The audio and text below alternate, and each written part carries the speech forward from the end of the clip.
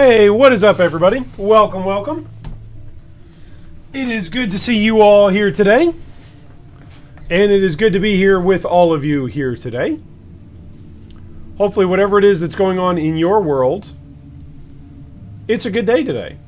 It's been a good day for us in our neighborhood here at the G3 Fam headquarters.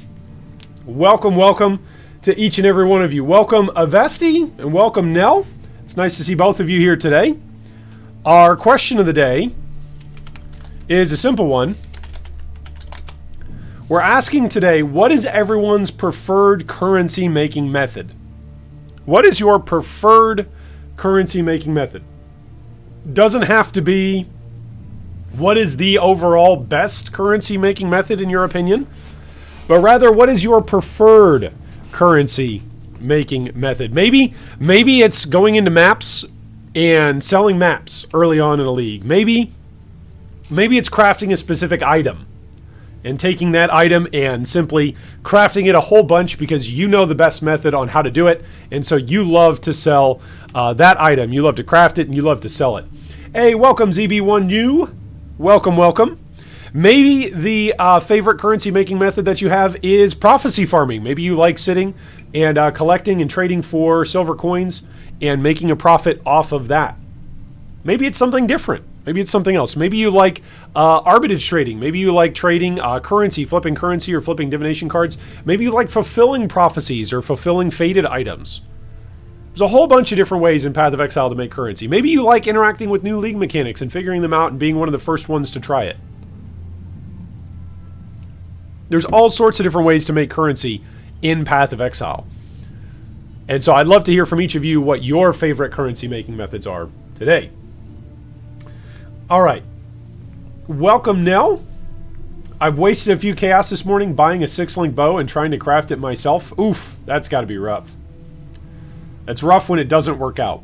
Welcome, Sam. Welcome, welcome. Good to see you today. So the plan here today is for us to hunt conquerors and hunt currency. We can do that in heists or we can do that in maps. Obviously, conquerors are going to be in maps. This is what my atlas looks like at the moment. We are, 45 out of 154 in terms of completion, and I've got 3 active conquerors right now. I've got a Veritiana that is ready to go. I'm going to push for another level here. We're level 86, and we're at 90, 85% towards level 87. So we're going to go get that. We're going to go get level 87, and then potentially go from there. So that's what we're working on here. We're working on getting level 87, and then we're going to go hunt some conquerors.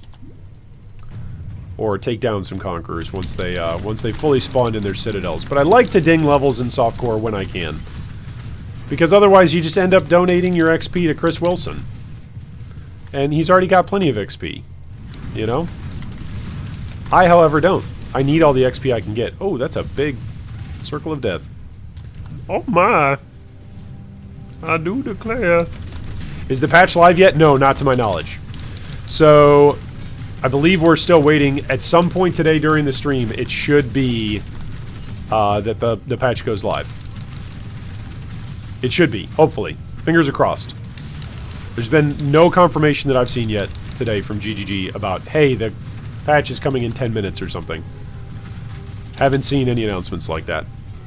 Doesn't mean they haven't made them. Just means I haven't seen them. Maybe one of you guys have seen them. Hey, Willie Sean, welcome, welcome. Good to have you here today. Hopefully you're enjoying the league so far. I've got to say, for me, different in answering the question of the day, there are different, I have different favorite currency making methods depending on the league. Depending on the league. It really depends for me on what the league is. If the league is going to be really trade-friendly, like a trade-friendly league where there's lots of stuff that people are hunting for and looking for, and the economy is going to constantly be dynamic, and people are going to find new things out on a daily basis, then oftentimes I will favor a league like that. Looking forward to spamming some heists when I finish work. There you go. That'll be a good day. Other great currency making methods. I actually do enjoy the chaos recipe, by the way, which I'm now up to 4 different dump tabs that are filled. At some point, I'm going to sort them. Not today. Not today. At some point, though, we'll sort them. Not right now, though. Need to set these to public. There we go. These are already public. Yeah, at some point I'll sort these and turn it into something. But right now I'm just enjoying leveling. Why not level? Alright, so if I want to level, but I don't want to run any maps because I don't want to spawn any more Conquerors or waste the spawns of my Conquerors. Oh, I don't even have the Valdo's Rest Citadel yet. Oops. One thing that I can go do is I can go do Delve. Hey, let's go to Delve. Delving is fun. The problem is not the alert increase for killing mobs. The problem is gangbang stuns for me. Are you using Decoy Totem yet? Decoy Totem is your friend. Remember that. Decoy Totem, friend. Decoy Totem is not your enemy. It is, in fact, your friend. So use Decoy Totem. Use it. Use it if you can. Use Decoy Totem. It looks like alternate quality gems may be undervalued. Jess, here's the reason why everything is undervalued at the moment. Everything is undervalued. When you look and you compare things on what things might eventually be at the end of the league, everything is going to be undervalued. There's a couple of reasons for it. One, there's no dominant meta yet, right? I like to reference this because I think it's just the best and most recent example of this. In Delirium League, Captain Lance 9, he's a streamer over here on YouTube, and he's got, or on Twitch, and he's got a YouTube channel. He's got a Twitch channel and a YouTube channel. He does a great job. Very, very informative, very, very helpful. Path of Exile player. In Delirium, he was one of the people, him and a couple others, were one of the first couple of people to popularize, I'm not just going to say discover, but popularize the aura stacking Guardian playstyle. Alright? They popularized it, they let everybody know about it, and then all of a sudden the entire economy changed because of it. Right? The entire economy. Things which were not necessarily considered good, like Alpha's Howl and Prism Guardian, they had their niche, they had their uses, but they were not necessarily considered good. Right? They were not at their peak price prior to that build being discovered and discussed and popularized.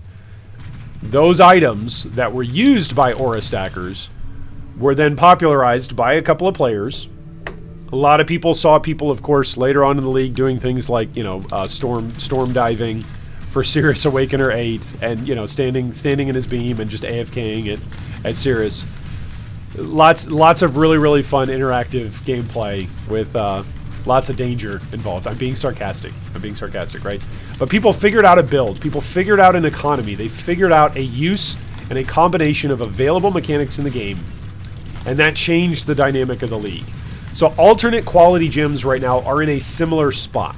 I'm not saying that there's specifically going to be an aura stacking build that comes out, but rather, no one is quite sure yet, or rather, no one has publicized. Maybe there are people who are quite sure, but no one has publicized yet the power of these alternate quality gems and what you can do with them as a build. Most players, the vast majority of players, and I would include myself in them, are still playing their league starters. They're not ready for a second build yet, right? And so the theory crafters, people who are going to be brilliant geniuses who are going to figure out, hey, if you use this alternate quality and do this thing and build your entire build around it, then you can have this great outcome. People haven't figured that out yet. Or they haven't publicized it. Again, maybe people have figured it out, but they haven't publicized it yet. It was just last night that on the subreddit, or maybe this morning, depending on which part of the world you're in, that somebody had publicized how to get elemental elemental proliferation or elemental penetration, the skill gem. There's a secret recipe that up until this morning was not popularized or known about. So as players are discovering things in the league, as more information comes out and more players figure things out, specifically about alternate quality gems, specifically about replica uniques, there's a lot that's potentially undervalued, right? Hey, what's up, Chamber? Welcome, welcome. I'm doing very well today. My slightly balding forehead has become a little bit more balding. So, feeling good today. This is about as clean shaven as I get. Did some trims on the beard. Feeling pretty good today. So hopefully you are feeling equally good today. But thanks for asking how I'm doing. How are you doing? Decoy totem is friend, not food. That's right, Avesti. Use decoy totem. If you're running through heists, use decoy totem. I personally am not going to run through heists right now until the patch goes live, because I don't feel like wasting my heists or wasting my time with potential crashes. Heist is an incredibly fun mechanic, and I'm excited to go back into it. I'm bummed that I can't be doing it right now. Otherwise, I would be doing it. There's no other way to put it. I think it's a great mechanic. I think pretty much my summary opening monologue today is on the topic of synthesis, which, what a shock that I would be talking about synthesis, right? Those of you who have known me for a while, you know I love Synthesis League. And I think what Heist has done is effectively done what synthesis maps and memories were trying to do. So those of you who are around and remember what synthesis was like, remember how it was just an absolute mess with memories and with like turning tiles and memories. It was a mini game based off of the board game Carcassonne, and that's been publicly stated by the development team, by developers at Grinding Gear Games. They were trying to mimic that style of game, a tile placement game, and it really wasn't intuitive. Even if you did a deep dive into it, it was really tough to actually make it work. Oftentimes it would crash in terms of getting to your reward zone. I remember even deep into the league, a lot of players complaining that they'd set up a perfect board with rewards at the end of a memory chain, and it just wasn't working out. Well, I think what they've done here with Heist is they've actually gone back to a similar system, right? Memories during Synthesis League could be accessed while you leveled, right? So it was not a true alternative to mapping, but it was getting towards that vein, right? It was getting towards that concept of an alternative system to mapping. And it was very, very rewarding, potentially, and you essentially crafted up or designed out your own memories and planned them out for what you wanted them to be in terms of their rewards and in terms of their difficulty. It was essentially an alternative to mapping, but not as fully fleshed out as Heist is turning out to be. So I think what Heist is, if I was to put up the opening monologue in a summary statement, to put it into a clip-size statement, what Heist is it's a more refined alternative mapping system to memories from synthesis. It's as though they've fixed synthesis, and it has come back, and it's come back in the form of heists, but it's not synthesis crafting, it's the synthesis memories. So I think that's what they've done. I think that's what they've done here with Heists, and I love it. The memory system was an ambitious system in synthesis. It had a lot of flaws to it. It had a lot of problems with it. But again, the ambition of it was to create this alternative to mapping, which players have asked for a couple of years now. To have an alternative system for mapping, whether that's endgame or truly endgame viable or not. It's been asked for a while, to have an alternative to mapping. And Path of Exile, Grinding Gear Games has doubled down and has said, look, mapping is the endgame of Path of Exile, but there's alternative types of content that you can dive into, like Delve, or like incursions with high-level temples, right? Granted, you have to be in maps in order to get your sulfite. You've got to be in maps in order to generate your temples. But there's content there for you to interact with should you choose to do so, right? There's an alternative there. It's not just solely mapping. And I think what we've got with Heists is we've got the most robust alternative system to mapping that Path of Exile has ever seen. I think we've got the most robust system here that is coming up through Heist. And as it gets fixed, I think more and more players are going to enjoy it, more and more players are going to experience it, and more players are going to get really juicy rewards from it. I think there's some really seriously juicy rewards that are just going to naturally drop for you from Heist. And that's before we even start crafting and using our currency to make absolutely filthy endgame items that take advantage of the new implicits that are going to be available.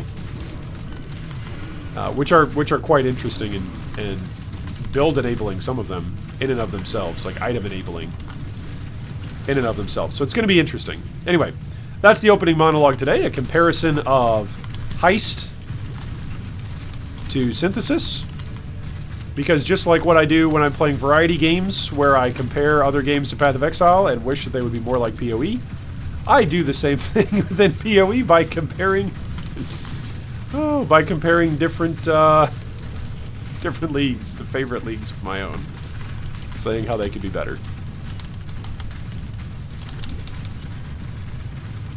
Alright, let's kill this guy. There we go. Speaking of fixes, it does appear that abysses, not just that abysses in Delve are fixed, but abysses in maps. I believe that did get hotfixed, so good news on that front. Seems like pretty much everything is getting fixed nowadays. Oh boy, look at all these drops. Yeah, I can drop some rare gear. Can I? Can I not drop this? There we go. Like, I'm just looking to drop something. Is that okay? Gazing jewelry. Alright, what do we get? Murderous eye, murderous eye, murderous eye. Not bad. Alright, let's go back to our hideout. Finally decided on my first two builds of the league. ED Trickster and then a BV Chieftain. There you go, man. That sounds great. I'm shocked that you, BVB Darkness, would go with a BV anything. Oh, I've got too much stuff in my dump tabs. Someday I need to empty them. Not today, though. Not today. Oh, wait, I wanted those portal scrolls. We'll need those. Alright, we've got two quest heists here. So let's go hit level 87, and then we can mess around with Conquerors. And we can mess around with... let's go this way for more Azrite. Mess around with Conquerors, and then mess around with Heists. Well, here's hoping, BV, that the PS4 launch goes incredibly well. That's what I'm hoping for. Hey, what's up, Hoodie Ninja? I got 2x 6 links from Heist. Very nice. Yeah, it's very good for loot. It's ridiculously good for loot. Jess says, just had my first X drop in Delve. Hey, there you go, Jess. Hopefully a little bit of your luck will rub off on me. I still haven't had an X drop this league. All the currency that we've got is... all the currency that I personally have is just from trading and from natural drops and flipping items up and etc.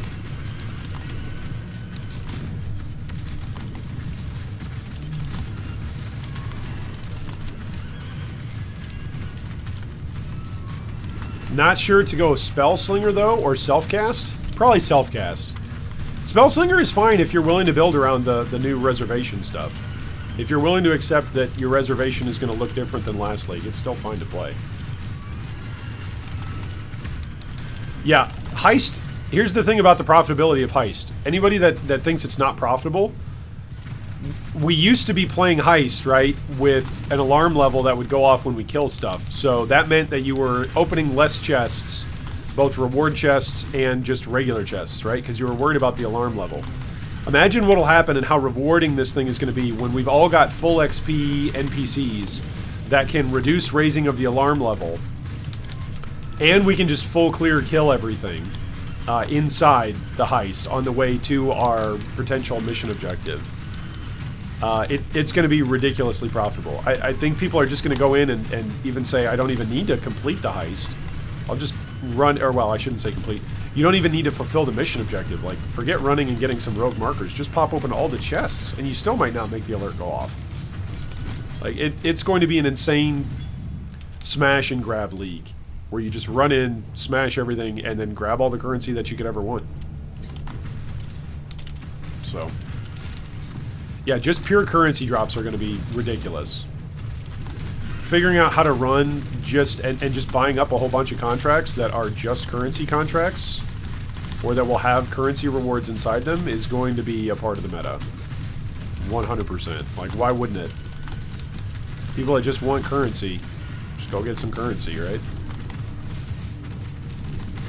Also, trinkets are ridiculously good. Would highly recommend, if you're interested in economics, which you probably are because you're hanging out with us here in G3, if you like economics, make sure that you follow Grimro on YouTube.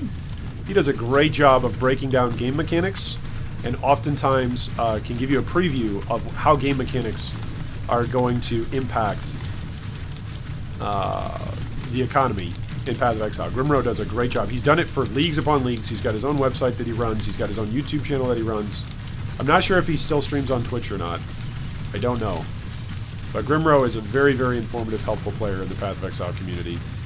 Would highly recommend him to you.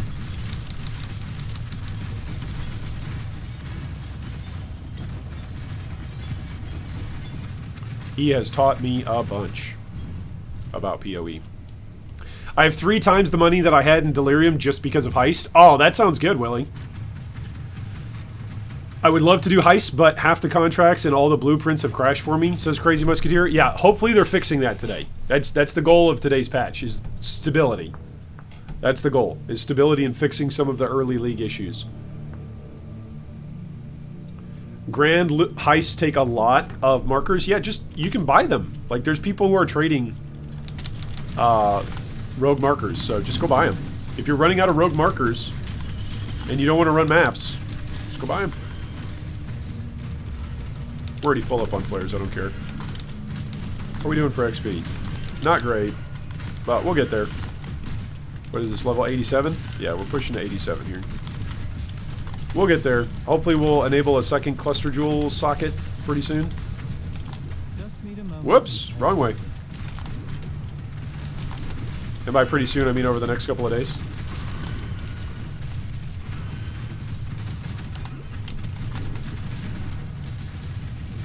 Can I jump that? No, I can't. Whoop! Trickster OP.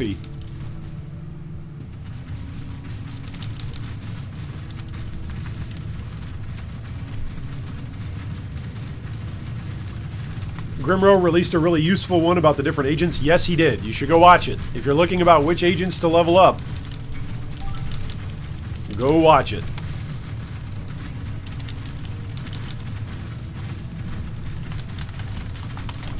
Whoa! Let's not die here.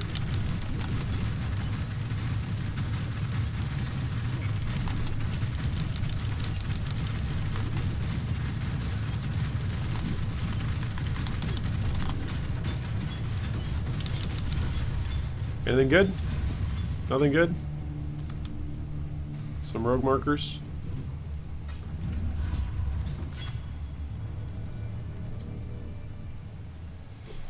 Grim is the OG Tornado Shot guy. Every league he rolls Tornado Shot character. He's the greatest. And he still streams on Twitch. Okay, there you go. That's great news. Alright, how many does he want? He wants all 12. All 12 of these fine Delirium orbs. Well, here you go, buddy. That's how you knew how broken summoners were. Right? Is there was at least one league that Grim ran a summoner. It was great. It was great. That's how you knew how busted summoners were. He wasn't running Tornado Shot. He was running a summoner. Which was pretty hilarious, I thought. I thought it was pretty great.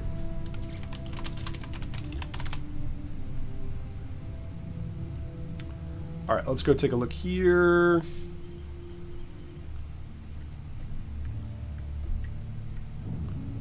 And let's go buy some of these.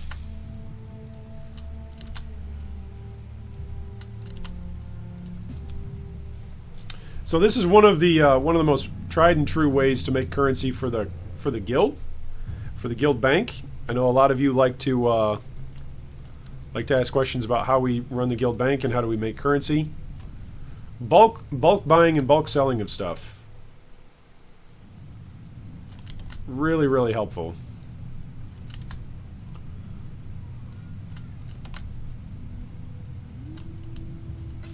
For generating currency.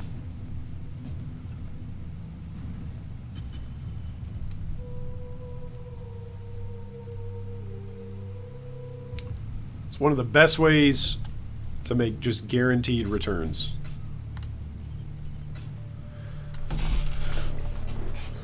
So this is one way that you can do bulk currency. I know a lot of people on YouTube get upset whenever we make a video about talking about the concepts of economics. And people are like, oh, iron! It's one of the most common complaint comments that we get. Oh, iron! Wait, it should be Kermit voice. Oh, Iron, why don't you ever show us an exact trade? And why won't you show us that on YouTube?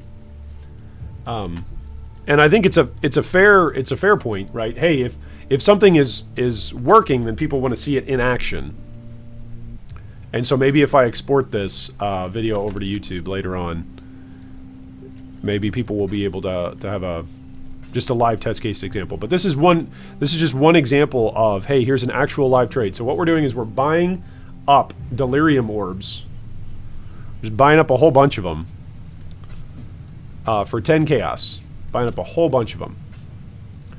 And then we're relisting them at a higher price.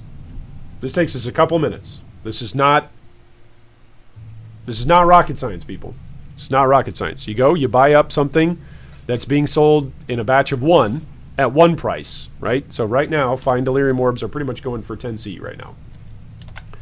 And then what we're going to do is we're just going to sell them in bulk, so one person can come, and one person doesn't have to do all this work, right? We're saving one person the work of going out and messaging a whole bunch of different people, right? That's what we're doing. Spending all of our currency to go out, all of our guild currency, to go out and buy a whole bunch of orbs. Then we've got a nice big fat stack of orbs, and we relist it at a much higher price, right? So in this case, we're relisting it at 13 chaos a pop. We might even go up. We might even go up from there, actually, because 13 might be moving too quick. But we're buying a whole bunch at 10, and then we're selling at 13. So every single one of these orbs represents a 3 chaos profit. Every one of these orbs for the guild, which is about a 30% profit, right? For each and every single one of these. So it's totally worth it. This is one of the reasons why some players hate trade. Right? Some players specifically hate trade, and a lot of those players who hate trade, who don't want to do this, who don't want to go from instance to instance to instance, making these little tiny trades. This is just one quick example that I'm totally okay showing off on stream. Hey, here you go. You go and you visit somebody's hideout, you trade for one thing, you build up a whole bunch of stacks of those one thing, and then one person who didn't want to do that work, who didn't want to go message a whole bunch of people and visit a whole bunch of hideouts, one person will come in and buy up your whole stock at a premium price, at whatever price it is that you want to set for those items.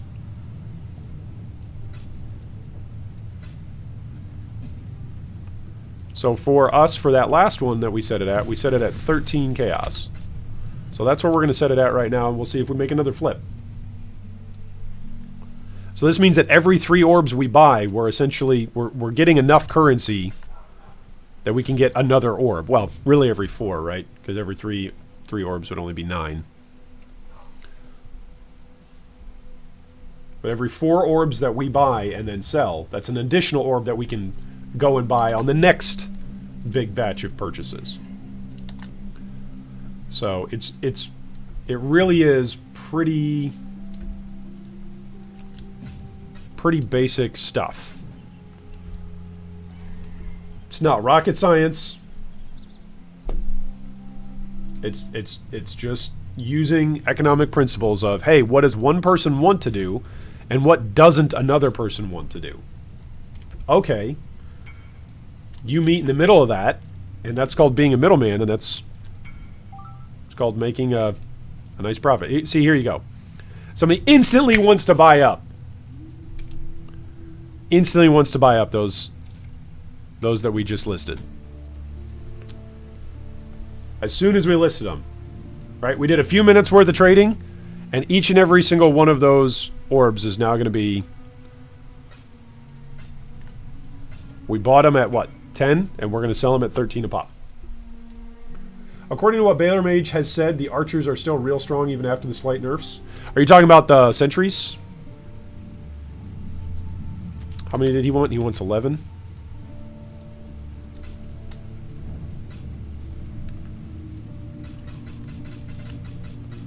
What's 11 times... what are we selling at? 13? 143?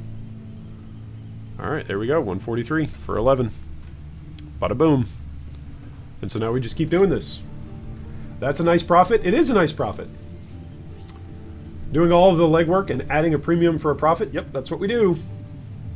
It's funny how different economies are on PC compared to console just because the trade interface is totally different. Yeah, that's a good point. It's like people never played RuneScape. It's basic merching. Yeah, exactly. Exactly, right? You're exactly right. You're exactly right. It's just, it's looking at market trends and going, hey, what's the best thing to do here with this market trend? Based on player behavior, what's the best thing to do here? It's really, really basic stuff. It's stuff you can do in the real world as well. Stuff you can do in the real world as well. Sent you a party invite. All right, we'll invite and accept from this party here in a second. This is some of the reason, by the way, full disclosure, this is some of the reason why I will not push a character in terms of X. Like, we were just about to ding XP, right?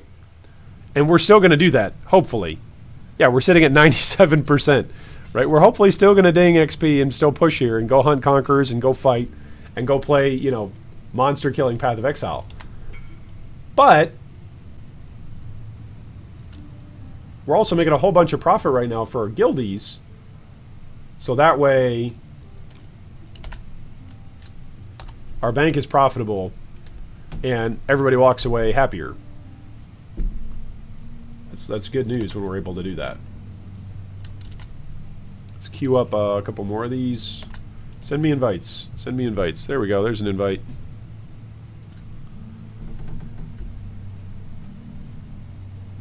I spent all my time in RuneScape getting lured into the Wildly and PK'd. Well, there you go, man. Hopefully you learned your lesson. Some people never learn. I think we've all been in that position. Yeah.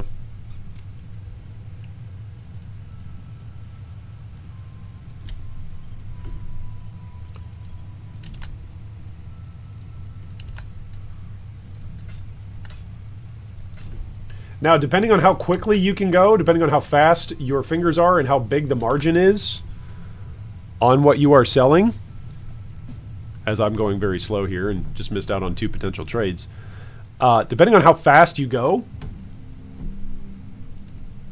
the sky's the limit, right? This is one of the reasons why occasionally on our YouTube channel, I will go and read somebody's post from Reddit or from a website or from a forum post that says, hey, you know, do you want to know how I made X amount of currency? This is how I did it. Because write-ups like that are fascinating and very, very helpful for a lot of players who don't necessarily know this stuff. Because, I forget who just said it, Hoodie Ninja. To your point, not everybody may have played RuneScape, right? For a lot of players, maybe Path of Exile is their first encounter in an economic environment where players can trade goods and services in the game. Maybe that's their first time. Maybe this is their first learning experience, right? Maybe not. Maybe it's not. But maybe it is.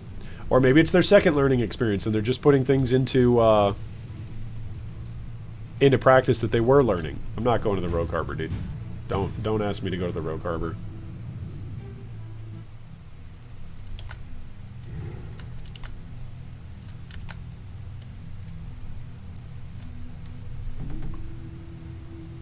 I lag in DC enough in solo play. I shudder to think of what my stress ball would look like trying to play multiplayer. Yeah.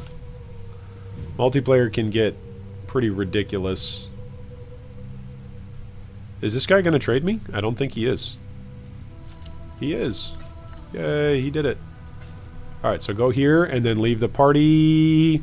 Keep the party invite. Keep it up. Don't let it disappear. Trade and accept. There we go. Ideally, that's the ideal situation right there, is that you have a trade request that you can accept, and then you can accept the next party member, and then boom, away you go. You're on to your next listings that you're looking for. Oh, trade canceled. Oh. That must have been somebody that I already just traded. That's always fun. Alright, we need to message some more people.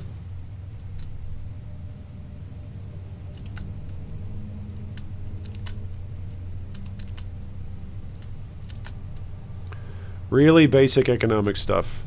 Really basic goods and services, supply, demand. Who wants to do what? Good Guy Gaming, have you seen the Heist cheat sheet? I have. That was shared around Reddit, what was that, 4 or 5 hours ago? It's a pretty good looking cheat sheet, I think. It's not too bloated. Hey, what's up, None to Lose? Welcome, welcome. Yes, you can see invites on the social panel, but oftentimes they will get booted. Oftentimes you'll lose your invites. So, for instance, here's your current party. Boom. Invitations will be right here. And oftentimes when you swap zones, you lose invitations.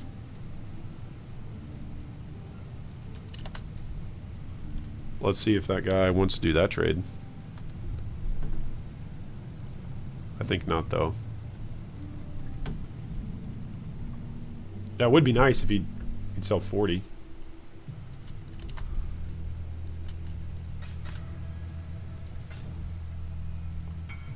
Would this guy sell 2? Probably not. Just sell individuals, it's fine. Sometimes people will sell in bulk, but they'll take their time selling in bulk. And so it's worth it just to go with the guy that would sell 1 at a time. Sometimes.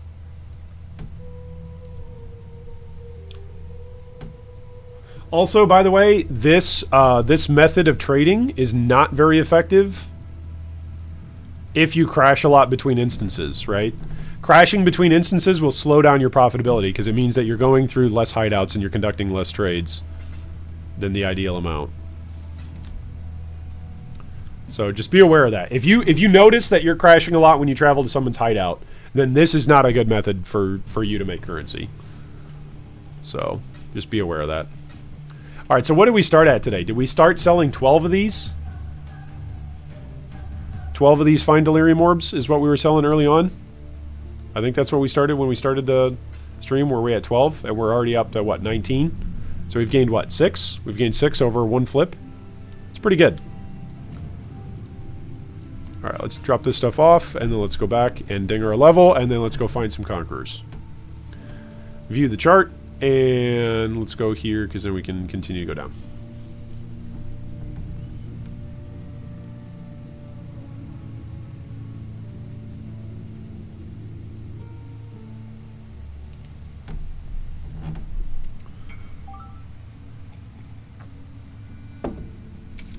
No. Not doing for 9C, buddy. We're listed for 13. Sorry. That guy, that's an example of somebody using POE trade. He must be really slow, because we haven't had an unlisted Delirium orb in that tab, in the big shopping spree tab, for a while. So how do you get all these trades? Did you post in trade chat or message them in a trade window? Or were those viewers? No. It's all on the pathofexile.com trade. Like, you go to the official trade website. Go to the official trade website. Every single one of those people are listed selling Delirium orbs. And to my knowledge, I didn't know any of those people. At least to my knowledge. It is pretty funny when I play hardcore, though, that sometimes you'll bump into the same people selling certain things. That's pretty funny, because the hardcore is a small enough community. Occasionally you do bump into somebody like, oh, you're doing jewelers this league. Oh, you're doing fusings. Oh, you're going to be our annulments trader this league. Okay, that's cool. So it's fun to bump into the same people when you're making trades.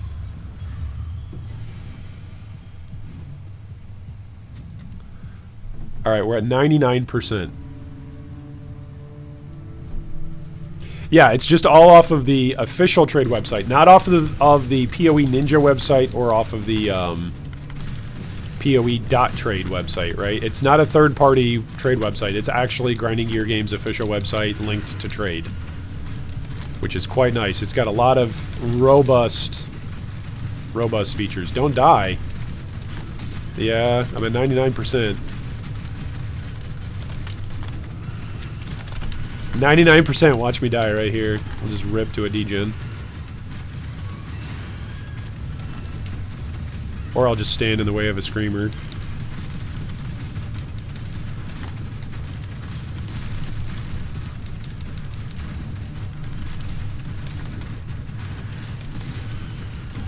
There we go. Look at that. That was perfect.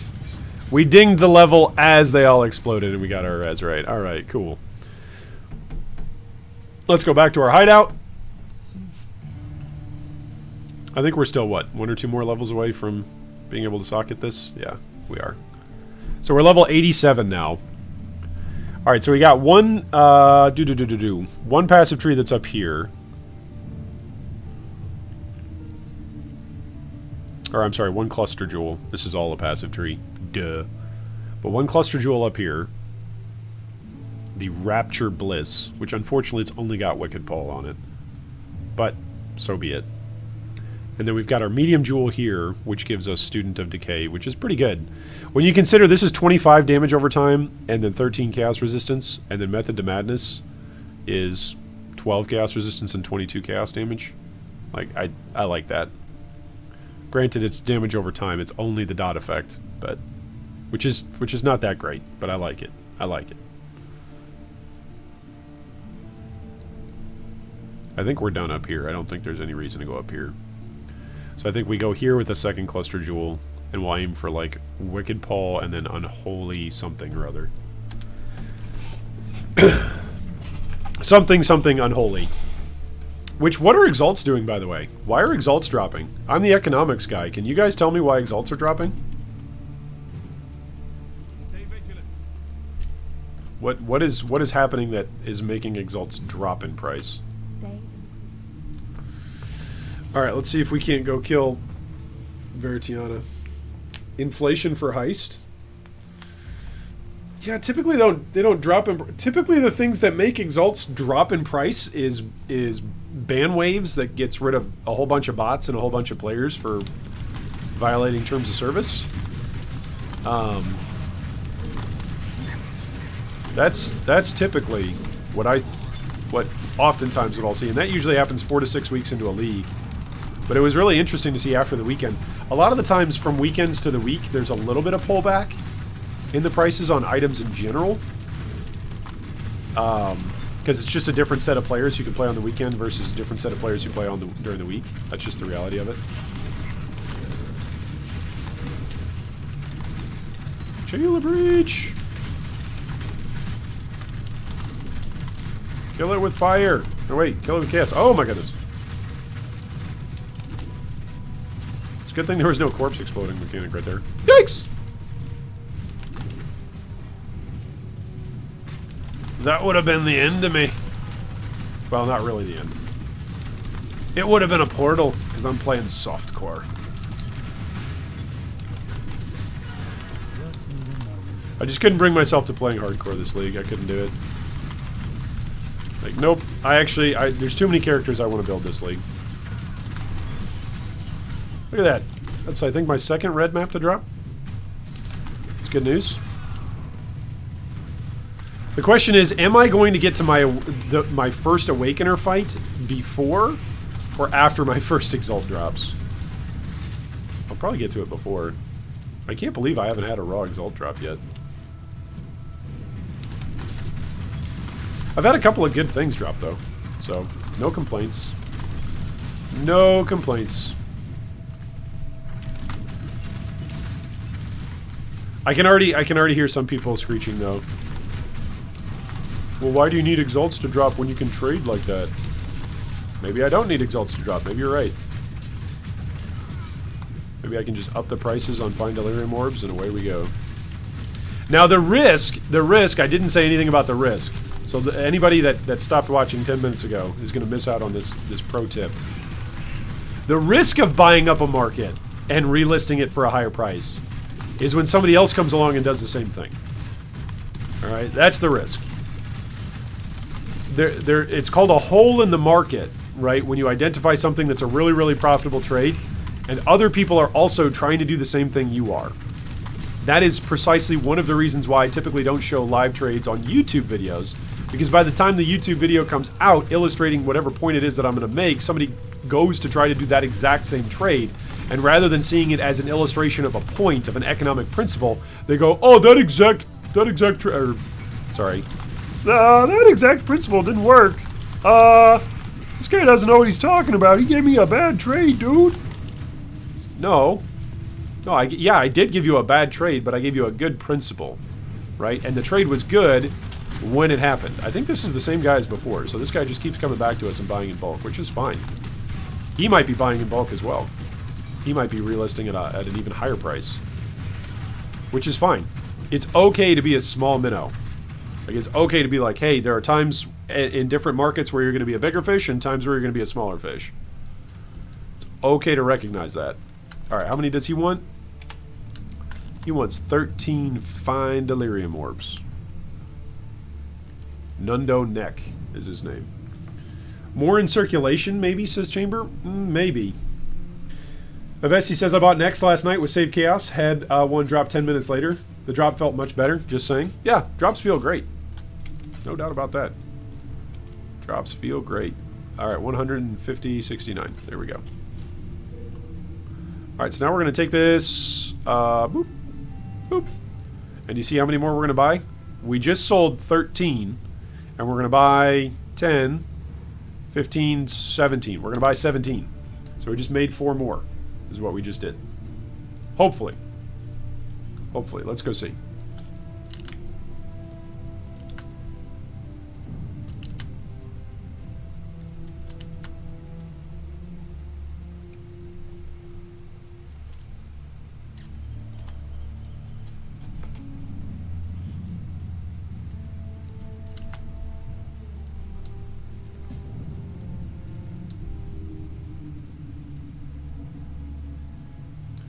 Yeah, apparently anybody selling with 2 is going for like 10C and then 12C. So that's quite interesting.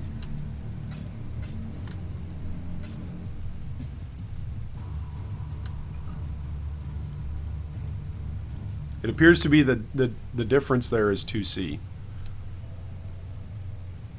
If I'm reading that right. There we go.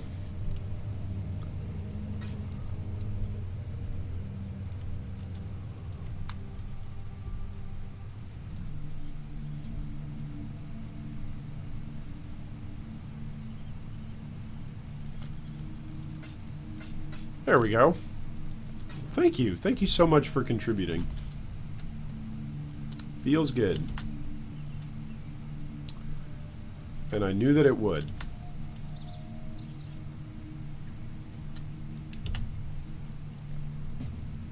Alright, so let's go spend this chaos on some more Delirium orbs. For the guild!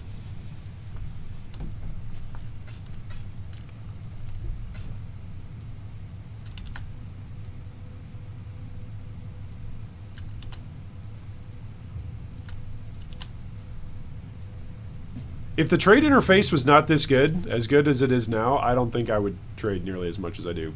Hey, what's up, Blood Phoenix? Welcome, welcome. Good to have you here today. Nice to see you. Nice to be seen. How's your day going? Hopefully it's going better, if not as good. Wait, hopefully it's going as good, if not better. There we go. Do you guys ever put sentences together backwards? Do you do that? Just got home from water polo training. You busy trading? Yeah, we are currently about to take out 3 different conquerors. We're about to get 3 watchstones, but there have been a couple of markets that we've hit today that have been really, really good. What are you trading me? 38. Is this the guy I'm trading? I must have gone to the wrong spot. Yeah, I went to the wrong spot. My bad. It do be like that, though.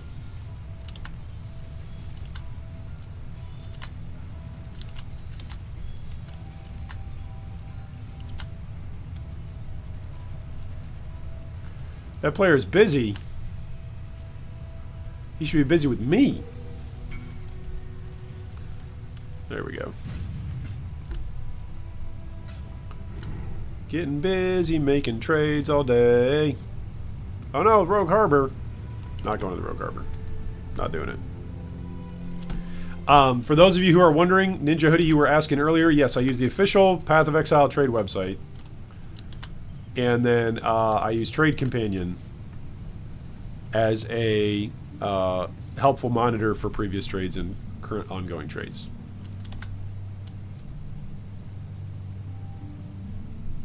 So it's quite nice. It's quite helpful. Oh no, we've officially reached 11 chaos. That's terrible.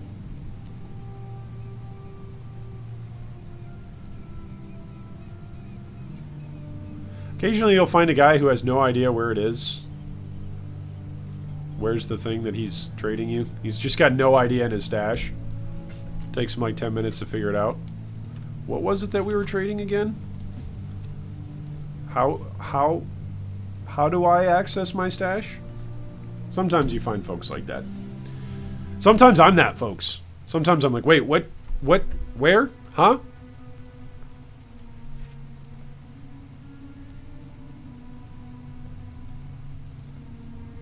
I cannot currently access. Okay, go here.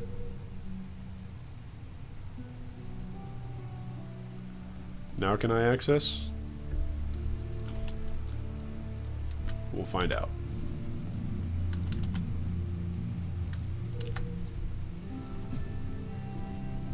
Are you guys ruining this market? Is that what's happening? Am I showing a market on stream and now you guys are all going in and hitting this market? Is that... You guys wouldn't do that to me, would you? You guys wouldn't go, oh, Iron found a great market. Let's go jump on it. Nah. It's not you guys. It's somebody else. It's not somebody in the G3 fam. It's somebody from one of those wacky gaming communities like the 3G community or something. Which, by the way, I think that's a lot of the time that's why people are motivated to see specific trades. People want specific trades because it's just, look, I don't want to think. Just give me currency. I don't want to think about how to actually do something. How to go from A to B. I just want to be at B already. Just let me get there. I do think that is a thing. And dare I say it, it can be a geriatric moment. I think it's among younger people. I think the younger you are, the more you want something right now. The less patience you've got. That's what I think. This guy wants to buy our 6 fine Delirium orbs for 78. Do we want to sell that many? I think we actually want to hold on to it. I think we want to up our price. Because this is moving quicker than what we can do. So let's up our price. Because look at this. We're one of the big dogs on this market right now. Believe it or not.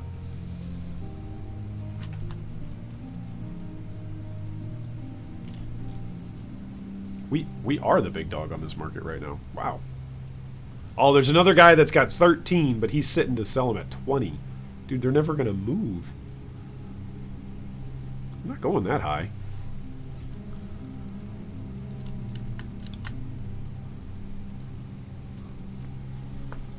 I don't think they are, at least. I could be wrong. I've been wrong before. I'll be wrong again. What is it that we're doing after this? Oh, yeah, that's right. We're trying to fight a conqueror. I probably already lost him already. He's probably using them as a flag to let him know when they do get to that point. Yeah, that's fair. That's fair. Sometimes what some big-time traders will do that have multiple accounts inside a guild or multiple players in a guild is they will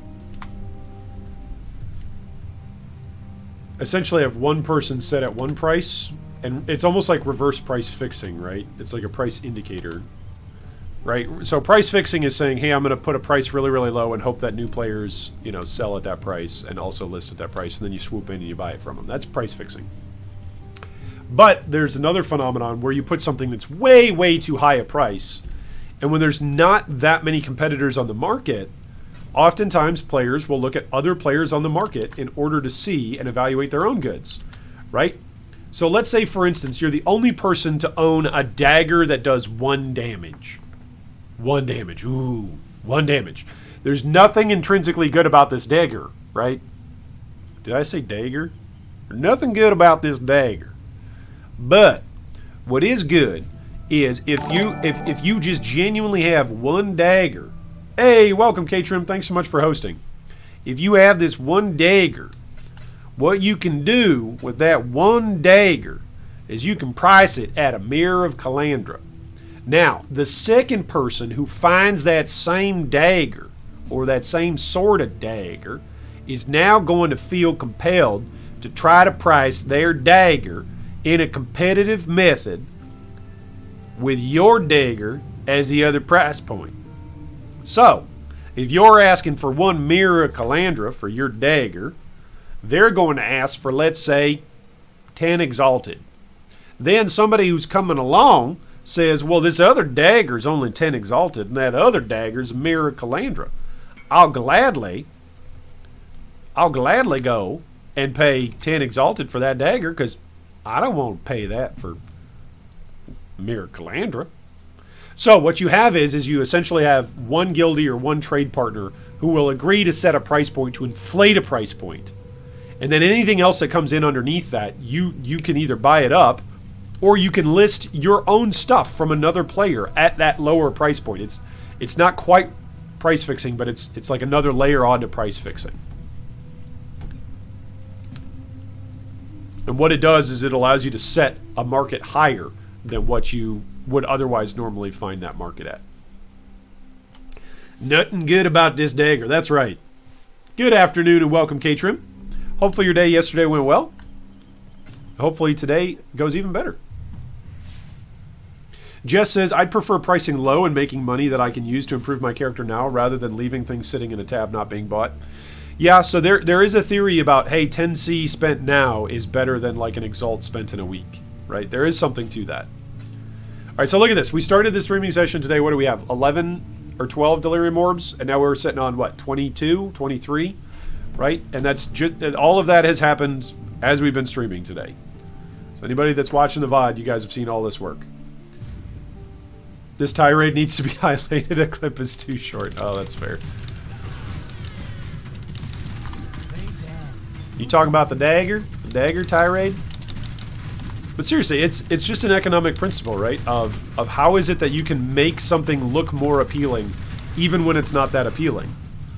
And you can take the example of the dagger that's terrible. You can take an example of something that's actually good, right? And if relisting it at a much higher price, and if you're able to buy up all the people under you, you now control the market and you control the price.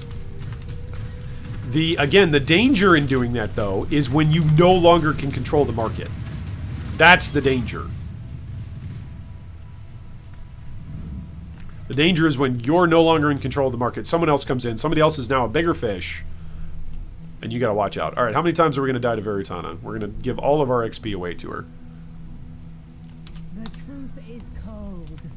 Let me. But then hopefully we'll go and do the same thing here with two other conquerors. I think I'm going to level up my clarity again. Why not?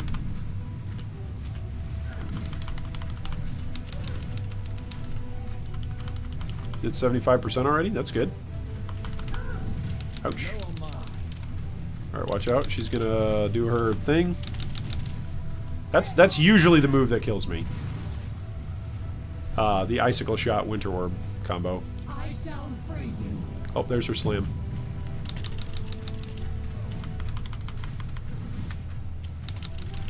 Have you guys noticed that enemies are really prioritizing totems this league as well? Have you guys noticed that at all?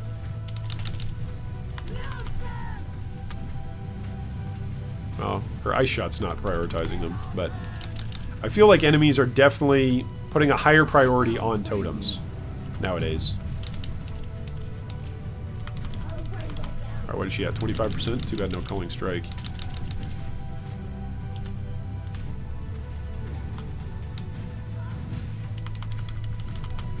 She's getting low. Gonna ice shot again. I'm gonna die from it. I'm not gonna see it coming. Oh no, she's not! And I got to escape with my XP. And I would have gotten away with it too. If it wasn't for you meddling children. All right, let's drop this. 1, 2, 1, 2. We can do 1, 2 over here. I don't even have the Citadel for Voldo's Rest. That's funny. Iron is always big man stonks? What does that mean? What does the big man stonks mean? Somebody inform me. Bring me up to date on this meme. Question is how to keep being the bigger fish. Yeah, I think that's the thrill of economics. The thrill of economics is trying to be the bigger fish. How can I scale up and be an even bigger fish on this next trade? Right? Oftentimes you become a bigger fish by eating smaller fish, right?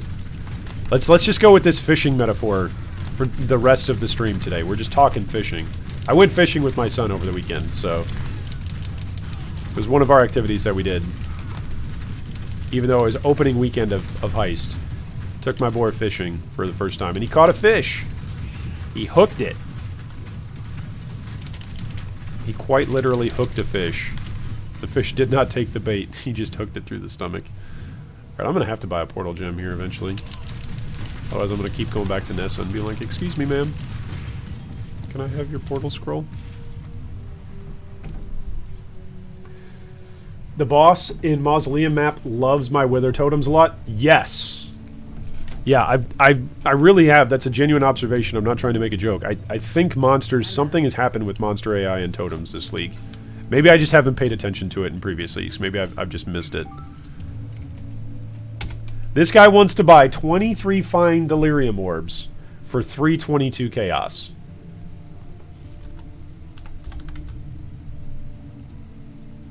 Do you see how quickly that happened?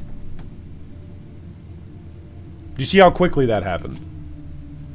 We went from having like 70 chaos to 150 chaos. Over 300 chaos now is what we're flipping for the guild just on this trade.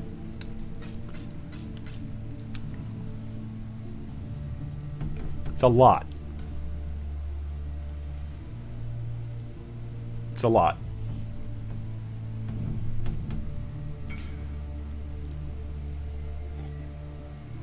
Portal gems are selling for 1C. Are they? They were 10C when I checked them earlier.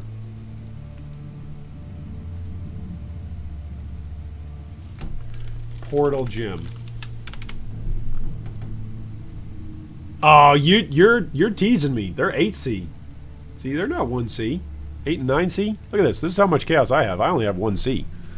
All the rest of this money is all bank money. This is all guild bank money. I can't play with that. That's not my money. Alright, so we want 322. Alright, 100, 200, 300, and 22 chaos. Bada boom. There we go. Pretty good, right? Pretty good trade. Alright, so let's go put this here. And let's go do it again. We did actually fight a conqueror today. So if we never get to fighting another conqueror, there's at least one conqueror we fought today.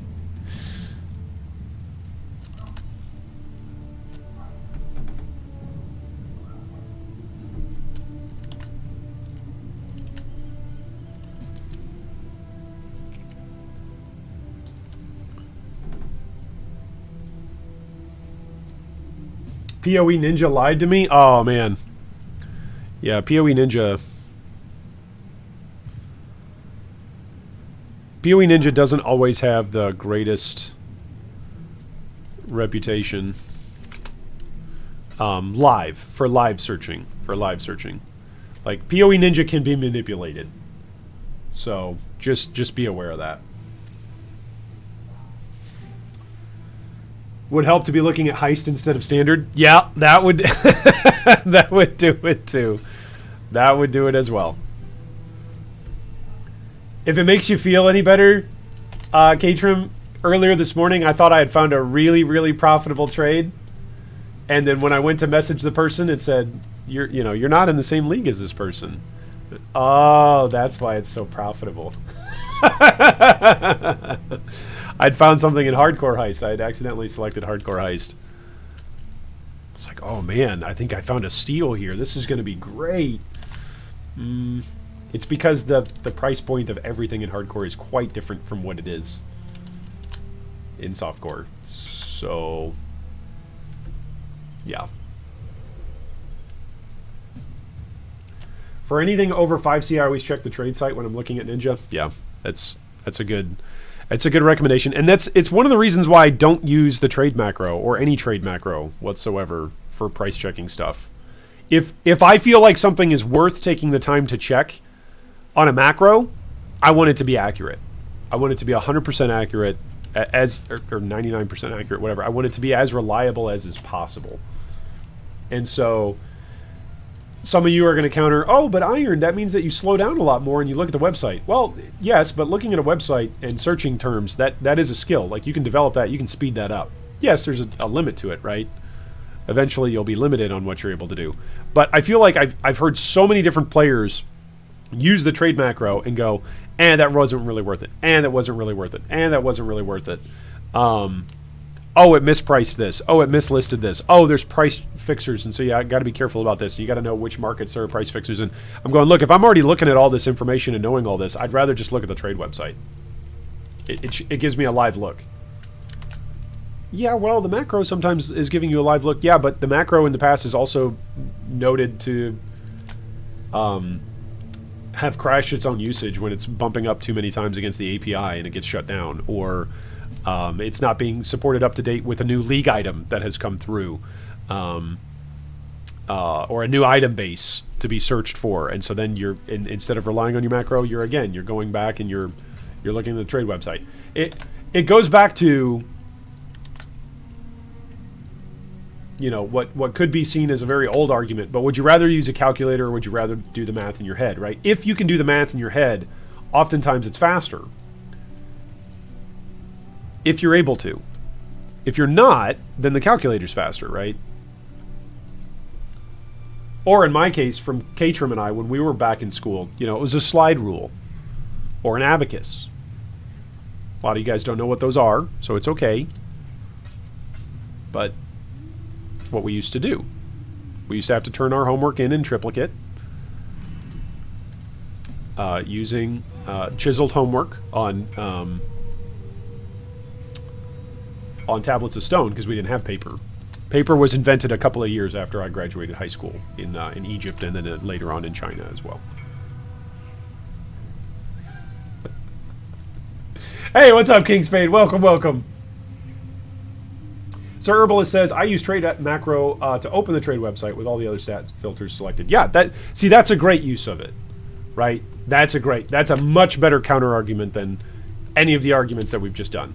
Just to go, hey, this just gives me a baseline before I start looking. That's way more accurate, I feel like. All right, so now it's looking like everything is at 11C. It's looking like we have forced up the market here. Which is fine. It's totally fine if we've forced up the market.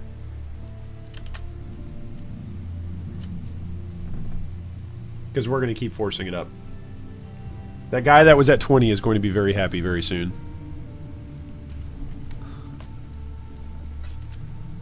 No, the guy at 40 is never. I don't think he's ever going to reach it. I think fine Delirium orbs, I think in standard are 45.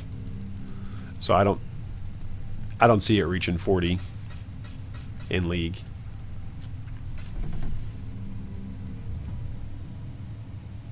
All homework needed to be done in ink, not pencil. So you had to make sure your quill was sharp. That's right, K-Trim.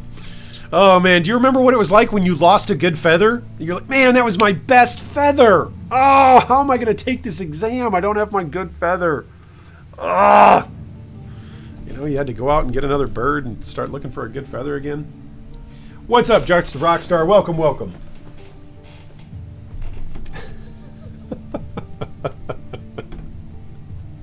I need to start saying in the stream tag like boomers only or something. Classic ancient history and classical memes only. Alright, so let's go do Good news, everyone. Oh, good news. What's the good news? Oh, the good news is sweet Red Devil has joined the G3 family of gamers. Thank you so much for the follow there, sweet Red Devil, and welcome to the G3 family. Alright, so let's look for anybody selling it at 12. Because if I'm going to buy at 11, I might as well buy at 12 and get 2 at a time, rather than buying at 1. That's acceptable, because we're going to keep pushing this price up. This next one that we're going to do is probably going to be at 16, 17, 18.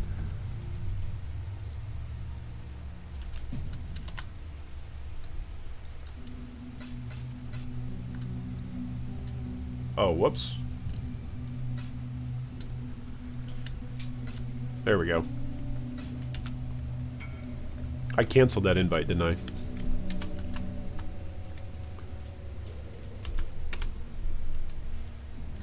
I gotta break these up into 12s.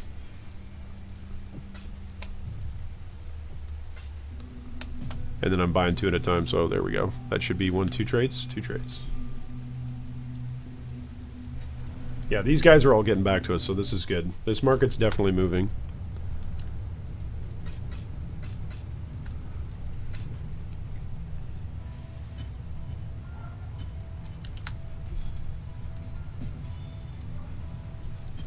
How do you become a bigger fish? This is one way. You just keep eating. You just keep eating. You keep trading. Seriously, a lot of players will be like, oh man, I found a great trade today that was like 5C for this one item. And that's great. I'll congratulate them on them and let them know, hey, that's great. You made 5C off of one hole in the market that you found. That's great. But oftentimes what you'll miss out on is you only were able to do it one time. So you only made 5C. You found that hole, but then that hole was worth 5C. If you find something when you're trading currency like this, or trading large stacks of items, if each item is only 1C, you're going, oh man, that's not as good as the 5C. You're right, on the initial trade it's not. How many times can you do it? Right? McDonald's doesn't just make money because, or any burger joint, I shouldn't say McDonald's. This stream is in no way affiliated with or sponsored by or backed or supported or supports McDonald's, and in no way does any of the views or representations of the speaker here represent or speak on behalf of anybody. But all of those qualifiers aside, any burger joint doesn't make its bread and butter, so to speak, doesn't make its biggest profits just from selling a burger with a huge market, and a huge margin. They make their money off of selling lots and lots of burgers for a really small margin. And so it's okay, you can do that. It just depends on your patience and how much you enjoy doing that. If you don't enjoy doing it, then you shouldn't. Which is pretty much the motto of everything that we do in gaming, at least around here in G3. If you don't enjoy doing it, you shouldn't do it. Alright, this guy is going to give us 3 Delirium orbs for 30 chaos. That's really good. I use the trade macro on things like jewels where I just can't keep up with everything that might be a niche market. That gives me an idea if the jewels are junk or worth checking. That's fair. That's a great example. That's very fair. If you're not sure of what the market is or of what it should be, then yeah, that's fair. My point is, do I still want to do that? 3 for 42? I might not. Because divines might not be moving that much. My argument is that it's a market that I'm unfamiliar with, and so because it's a market I'm unfamiliar with, I really want to double check it and I want to get to know it, and I want to get to know what items are at the top end and what items are being asked for ridiculous prices and what items are being asked for on lower prices, and you know to some of our points here today. You know, maybe you don't have the time to do that. Maybe you don't have the desire to do that, and that's fair.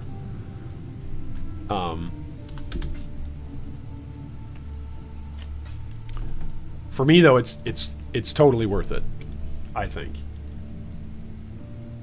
For me, it's totally worth it to take the time to learn the market, because then I know about that market. I've learned something about that market. Hopefully, that's permanent, not just an instant checking to see. oh, is this worth it or not right now? But it gives me a greater informed appreciation for what's going on in that market. And it might teach me about a build that I previously didn't know about.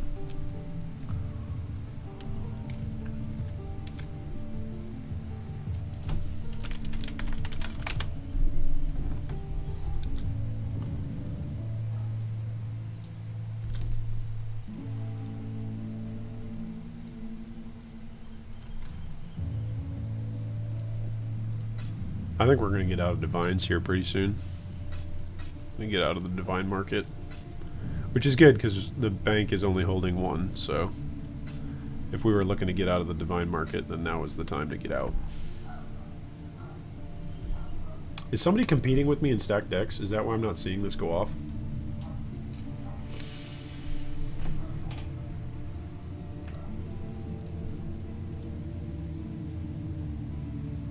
No, we're still the top. By the way, if you want an Exalted, I'll buy your stacked decks. We're buying 90 stacked decks for Nyx. That is what we are presently buying.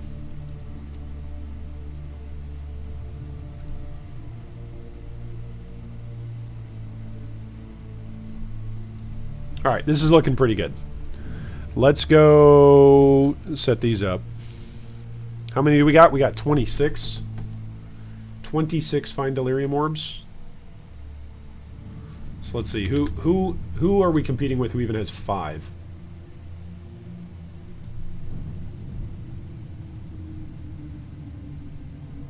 Right, who even has 3?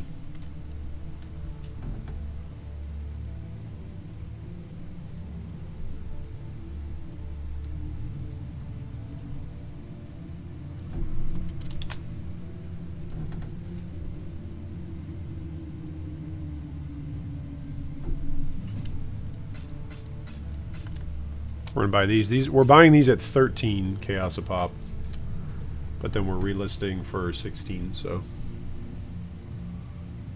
we actually have a really good stock here. We actually have a bigger stock than the guy at 20. So I think I might up our listing again.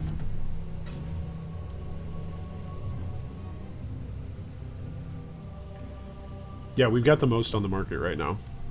Doesn't mean we have the most anywhere, it just means we have the most on the market right now. Other people can show up online in an instant and go, hey, by the way, boom, here's my 50 Delirium orbs, and now I'm going to control the market. Why am I buying that for 13? Because it was the next... Okay, good question. That was the next best stack in terms of size that someone had, right? So someone who doesn't want to make all the small trades that we're making, that we're saying we're willing to make... Someone who doesn't want to do that. Someone who just wants to come in and swoop in and buy a whole bunch of them. They could have potentially gone to another vendor, right? They could have gone to another trader, that guy who just had those 3 stack of orbs. But now we bought him up. We want everybody above us in terms of price, or most people above us, to be at 1 to 2 in their stack. Because the service that we're offering is we're offering 29 orbs here at a much higher price. So for someone to be interested in that many orbs, it's got to be because they don't want to interact with other people for selling. They don't want to do all of those other trades. Let's see if this works. This is 14 divines per X is what this trade ratio is.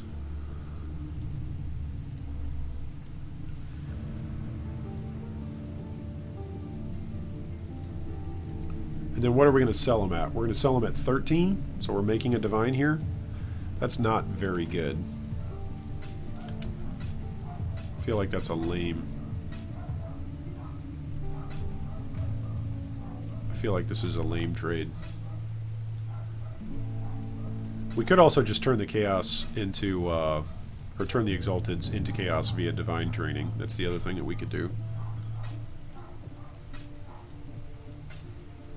So 7, see, let's go take a look here.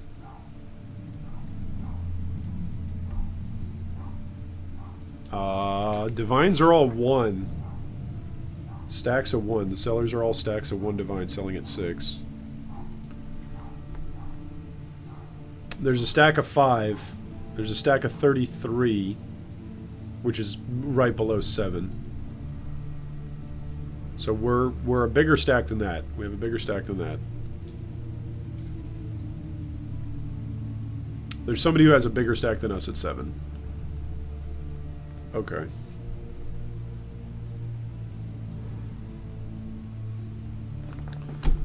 So we can also sell this for an exalted orb. And we can say we'll do 13 for an exalt. Whoops, 1 for 13. There we go. So we bought 14 per exalt, and we can sell them for 13, which would give the guild a profit of what? 3 divines? Yeah, that does. What is that? 6C per? This is like 18C profit. Yeah, so that flip was like way worse than this flip.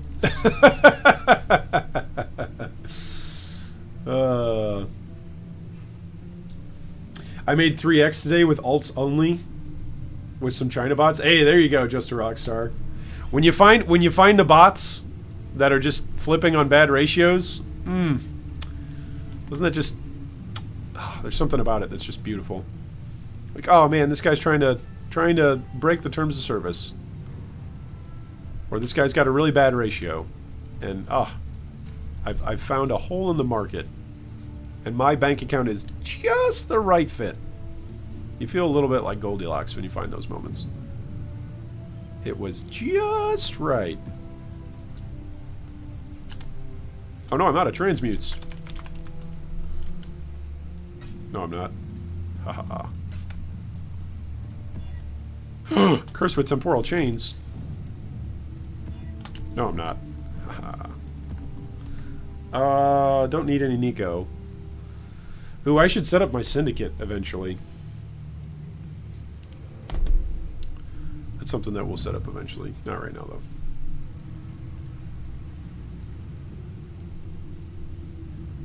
Into the coral ruins. Away!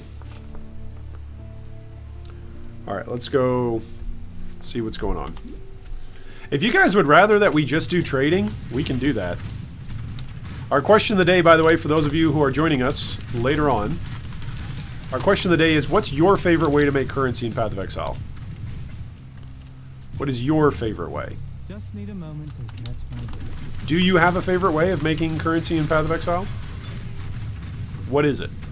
Is it just having loot drop for you when you kill monsters? Is it using your economic knowledge to mess around with the market? Is it something else? Is it using the syndicate? Is it being the first one to something, like the first one to farm breaches, or the first one to push far into Delve and sell Delve fossils? Is it crafting? Is there a particular style of crafting that you like, whether that's Delve fossil crafting, alt spamming, crafting particular weapons or items? Tinda says, stop talking bad about the altruist bot who wanted to give back to the community. That's how Skynet starts? Okay. I'll stop talking bad. That generous bot. He's so generous. I love it when you find generous bots. They're my favorite. I should say traders, right? They're not confirmed as bots. I don't know if they're a bot. They could be a person. I don't know for a fact. But boy, their behavior says they're very consistent. I like finding very consistent traders. That's what I should say. I like finding consistent traders who have consistently got the wrong ratios on their currency. Or actually generous ratios. They don't have the wrong ratios. They have generous ratios. That's right. That's a good way to think about it. Trade, to quote someone who is dear and near to me, trade is the true PvP in Path of Exile. It is, and it can be fun. It can be infuriating too, but it can also be fun. Uh-oh, Captain Lance isn't ready to go down yet. You gotta kill all the rest of his team, because the captain is the last one to go down. He goes down with his ship. Wait, he's not ready yet. Is he? No, he's ready. He's ready. Ready, go! Do you see how he's attacking my totems? I mean, I don't mind it.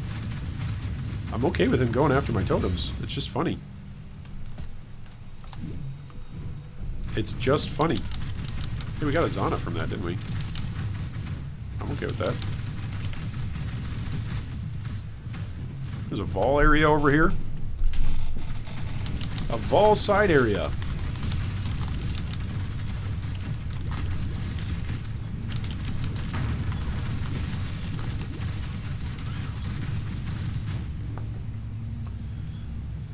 I know how to make one item for under 5C and sell it for 15C or more. Oh, nice, Blood.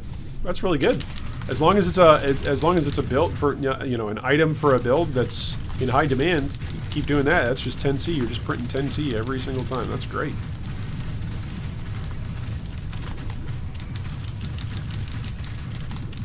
What is this? Elemental weakness. And what is this? Enfeebled? Oh goodness, that's why these guys aren't dying. Ah! Oh no, it's a ginormous totem! Ah, don't hit me. Hit my totems. I'm just a poor boy. There's a portal scroll. Good news, everyone! Gethion has joined the G3 family of gamers. Welcome, Gethion. Thanks so much for the follow. It is great to have you here. Just need a moment. Just need a moment to catch my breath. I've met a couple of players in my time in Path of Exile, believe it or not, who really enjoy prophecy farming. That is their favorite way of making currency. And they've taught me a lot. They've taught me a lot about how to generate currency through prophecy chains. It's pretty cool.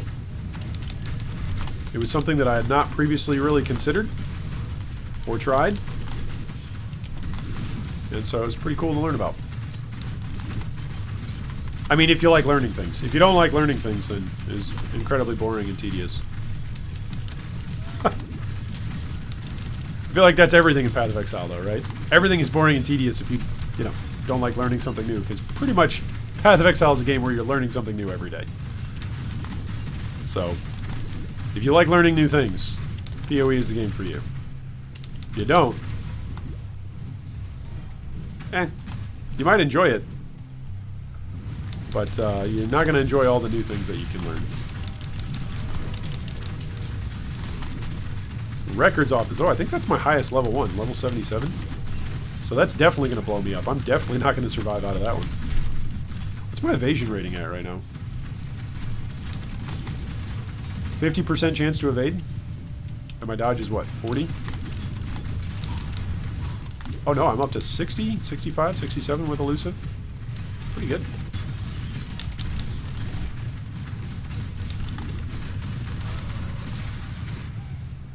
How is there still more than 50? Okay, there we go.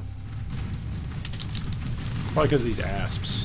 There's just a million tunneling asps around here. I said asp. I did not say a bad word. Stop making fun of me.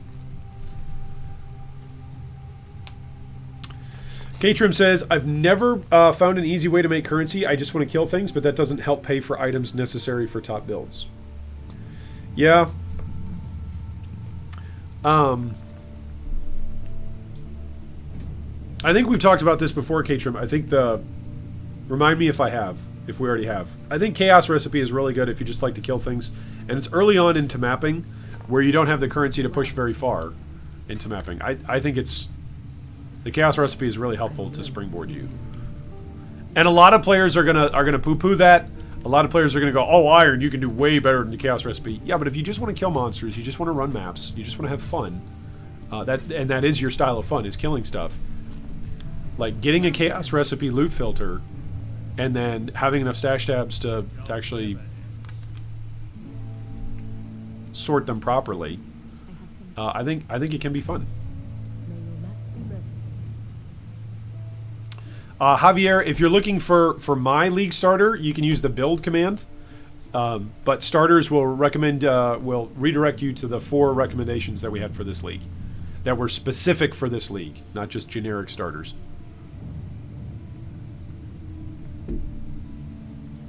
Tinda says, yeah, I love lowering the price on something by 1C and getting 1,000 messages. Like you're all waiting to snipe that sweet 1C discount. Yeah, it's true. It's very true. Nunn says, last league, I found a little hole that had about a 40C profit flip. Before everyone found out, I was able to flip about 50 of them. There you go. All right, I'm going to refill my water, refill my tea. You guys should do the same. Make sure you give a big stretch. Go empty your bladders. And then come back, and we'll take down some more Conquerors. How many more Conquerors do I have? I got 2 more Conquerors. Let's go fight some more Conquerors.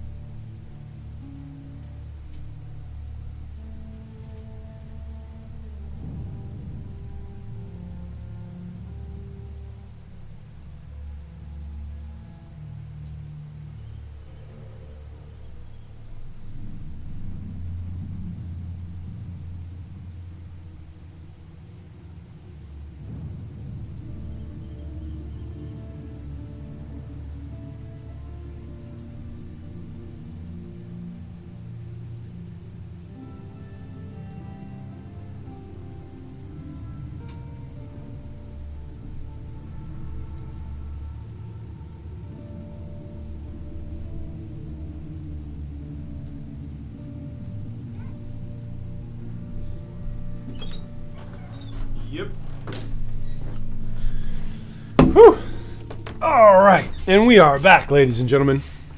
What did I miss? Did anybody message me for trades? Nope. Not sure if that's good or bad. Let's go check this Delirium market and see if somebody else was moving on it.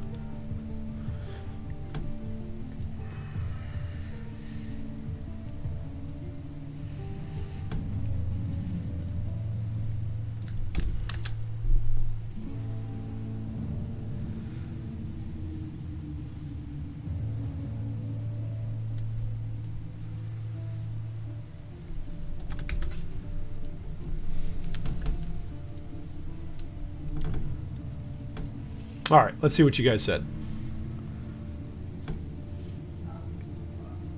Javier says, I've already watched the recommended video and was wondering what you were playing since I haven't been able to catch the stream. Oh, okay. So the build, you should have it now with the guide. It's Hasunik's Toxic Rain Trickster. He's played it to hardcore, solo self found success, and taken down Awakener level 8 with it. Trying to think, what are the main build mechanics? Toxic Rain is our 6th link, supported with Vicious Projectiles, Void Manipulation, and Power, which, is that ever going to ding? Maybe. I need to set Tora up. Mirage Archer, and then Swift Affliction. And then in a 4-link, which hopefully eventually will be a 5-link, is Caustic Arrow, Pierce Support, Vicious Projectiles, and Void Manipulation. Then you've got Wither Totem set up with a Spell Totem, Multiple Totem, Faster Casting set up. Other than that, auras are Malevolence, Despair is your curse, Vitality. Potentially you can use Flesh and Stone, Blink Arrow for mobility, along with a dash linked with Second Wind support. And that's the build. In terms of the passive tree, when you're leveling, you head on up all the way pretty much over to Growth and Decay. That's as you level up early on in the axe. First you grab Blood Siphon, then you come grab Growth and Decay. Then you come up and grab Atrophy through the Written in Blood node. Then we came over and grabbed No Witnesses, then worked our way over towards Blood Drinker, and then towards Hunter's Gambit, then over towards Acro and Phase Acrobatics. Then we worked our way back over to Method to Madness, and then down all the way down to Wind Dancer near Thick Skin. Then we filled in this Cluster Jewel area, so that way we could start using Cluster Jewels, and then came over and grabbed Finesse, Heart of Oak, and then now lastly we're working on this second large Cluster Jewel slot, which we might not even use as a large cluster. That might only be a medium or a small. There's a couple of jewel sockets that I could use if I just want some more HP. Here's one of them for 2 points here. There's another one for 2 points here. There's another one for, where was the other one over here? I could just use this as a regular one. Oh no, we did this one. Yeah, 1 point here, 2 points here, 2 points here, 3 points here, and then this one would be multiple points away as well. So there's a couple of different options for jewels if you want to add jewels into it and further customize the build. That is the overview. Blood Phoenix says, I think the chaos recipe is good to have. After all, you can make a decent amount of chaos with it too. Yeah, a lot of players will argue, oh, but exalted prices make it so that way it's not worth it to get the chaos recipe, as exalted prices go up in a league if you're not able to play to keep up. All right, I just want you to realize though, exalted prices eventually hit a threshold. If you are a player who's not playing enough to have consistent exalted drops, which by the way, granted, a lot of this time, a lot of my play time has been inside a hideout, right? Or has been interacting or trading or chatting with you guys, right? Just like what we're doing right now. But I've been logged into Path of Exile on this character in Heist League for 34 hours, 6 minutes and 50 seconds in 5 days. Like, again, this is my hobby. This is what I do. When I'm not playing with my kids and I'm not working, I'm playing POE. So, this character has been online for this long, and I've yet to see a regular Exalted drop. Now, to be fair, I'm only level 87. I really haven't played and killed that many monsters yet. But I'm level 87, no Exalted drops. And yet, I've got several items. This was 20C, this was a couple C. The bow before it was worth, I think, 10C. This was like 2C, this was 2C. One of these I had just found. This was 5 or 6C. This was 3 or 4C. I think this was 10C or 7C. My point with this is I'm still making currency, enough currency on my own, apart from the guild bank, just me and my drops, from what I'm finding, in order to fund this, right? In order to fund a build.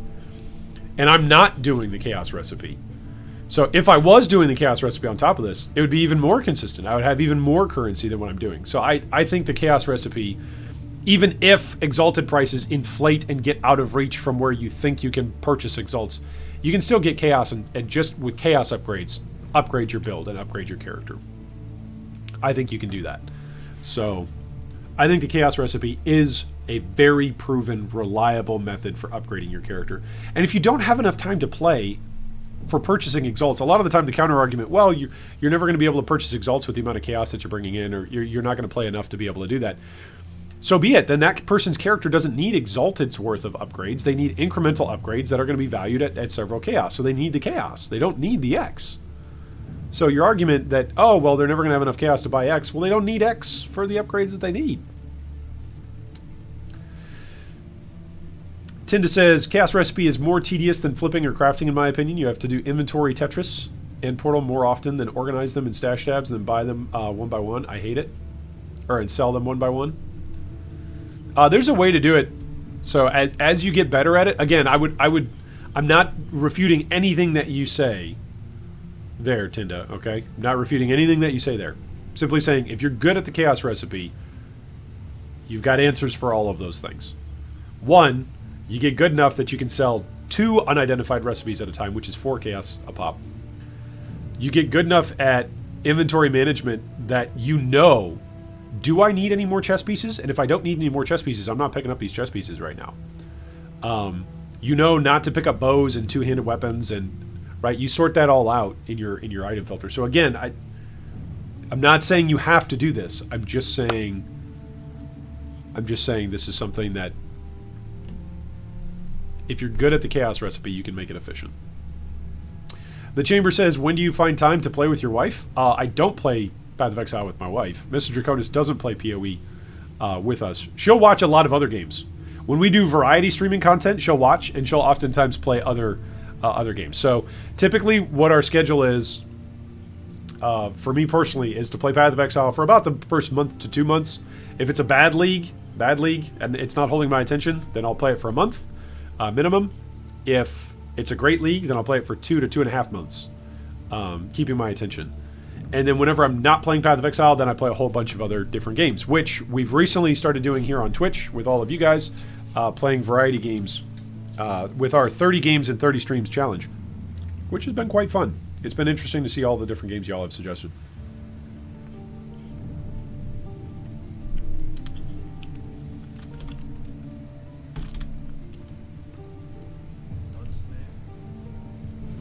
Need a map, Exile?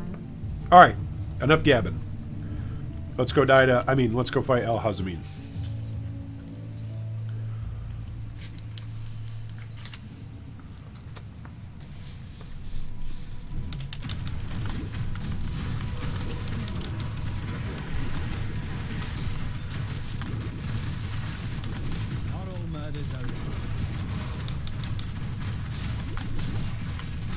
Could you imagine if I was a mitigation-based build? How much damage I'd have to take in here? But because I'm an evasion-based build, I can't actually take any damage. If I take any damage, I'm pretty much dead. So just don't take damage. Is that a rogue exile? It's awfully tanky. Just need a moment to catch my breath.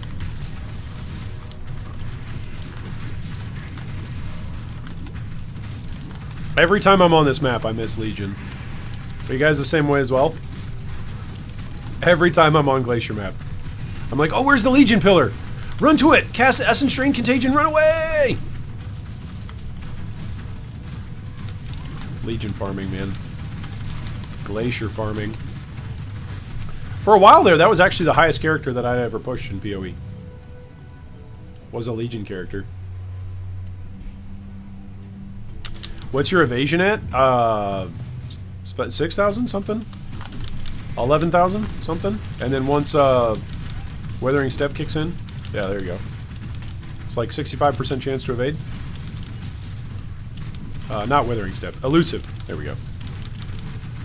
For some reason, I don't think of Elusive as an independent skill. I think of my brain, when I think of Elusive, I think of Mistwalker. I don't know why. So my apologies. My apologies.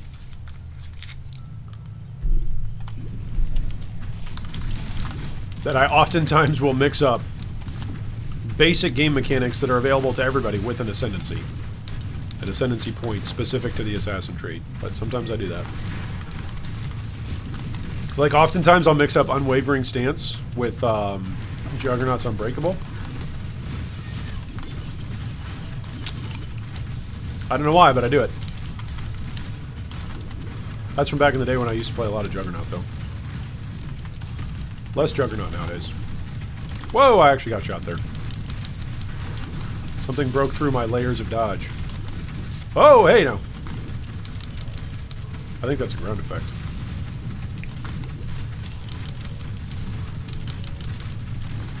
Should we open these chests? What if there's a mirror in this chest? No, there's not. Or if there is, it's hidden on my loot filter. What a terrifying thought.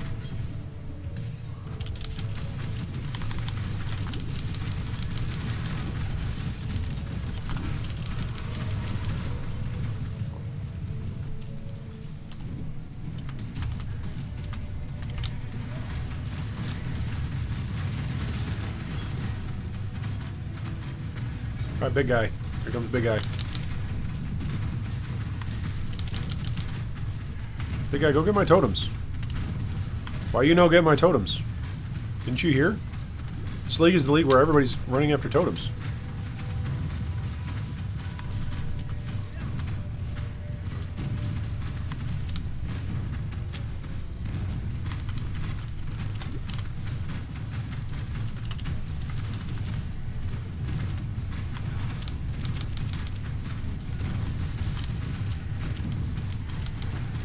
Down goes Rektar.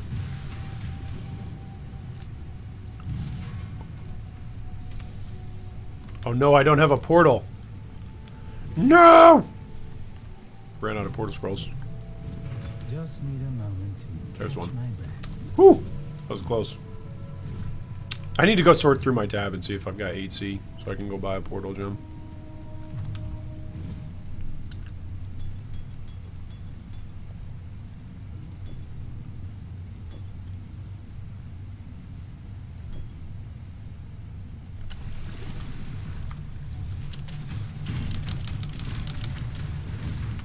Oh no! My computer doesn't like Metamorph! Ah! Where is he? I can't see him. I'm bleeding. Ah!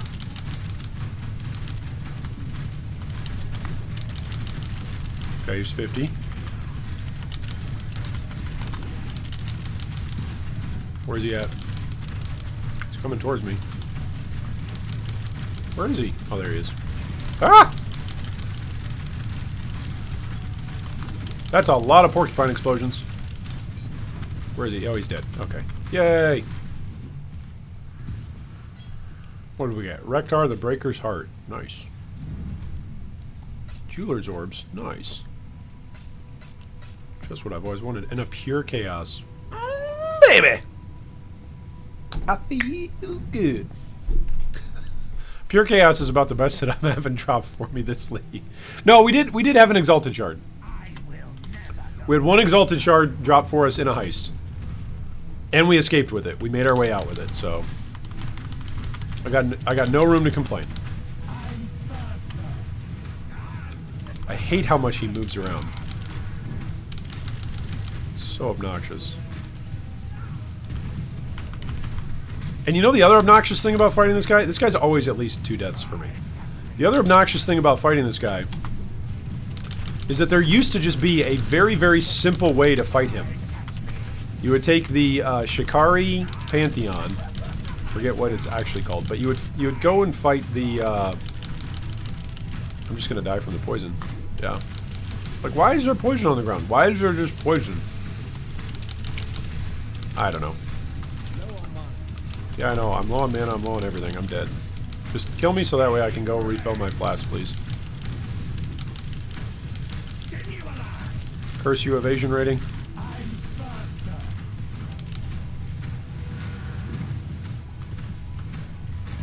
But you used to go and take the Pantheon, where you killed the Scorpion at a tier 15 Desert Springs. There we go, thank you. And it was like, poison cannot affect you. So it was something stupid like that. It was like, poisons do not affect you, or you are immune to poison. And it was wonderful, because you just went in here and you were like, okay. And you played a CI character, so then the chaos damage didn't do anything to you.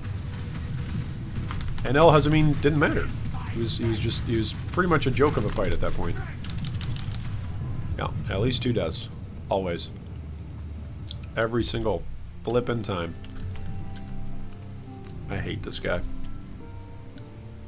Hate his guts.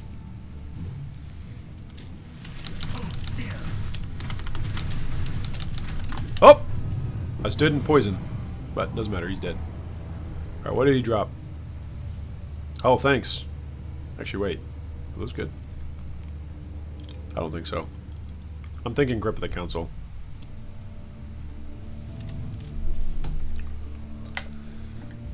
Embezzle 8C from the guild? Claim you were role-playing banking? No, you get fired real quick if you're a banker and you embezzle.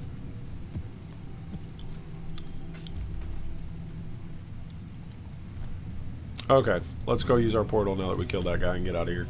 I hate all of those. I mean. Oh, did the Soul Mantle change go through, Avesti? Wait, did it patch?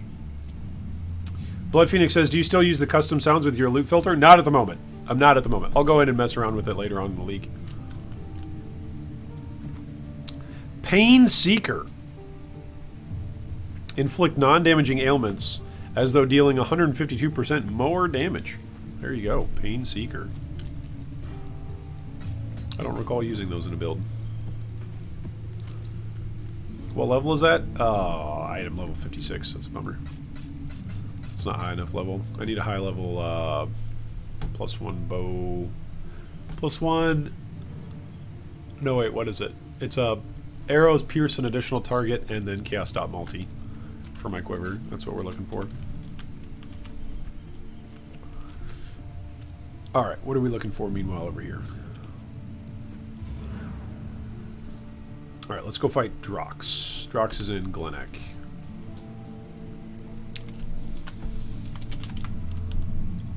Whoa, I don't have anything in Glenek? Are you serious?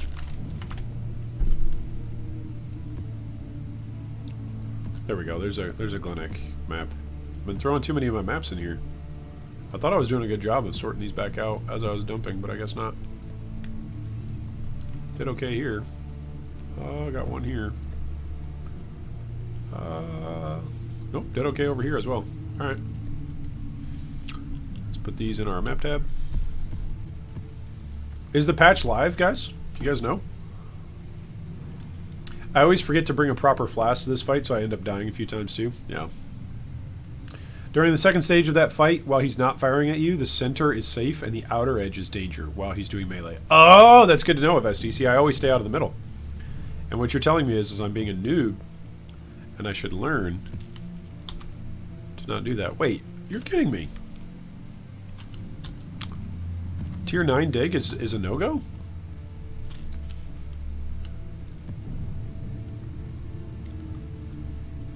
Oh, because it's not tier 9, it's tier 3. Wah, wah.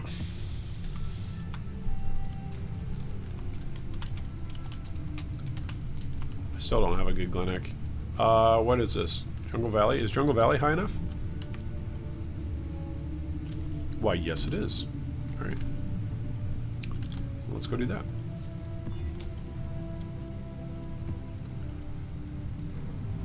I don't think the patch is live yet. The fix to the Soul Mantle came out earlier today on the server side. Just haven't fixed the wording yet. Oh, okay. Well, that's cool.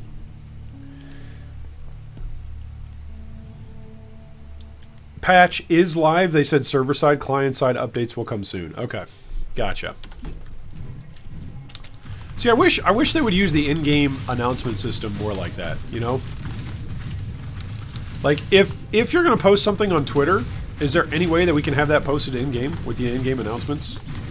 You know, like, hey, the realm is going to close in 10 minutes because there's going to do a server reset or whatever. Those sorts of global announcements. Or so-and-so is the furthest, deepest person, or first person to make 10,000 depth and delve. Or so-and-so is the first person to reach Hillock. Like, or to enter a lionized watch. Like all of those different notifications.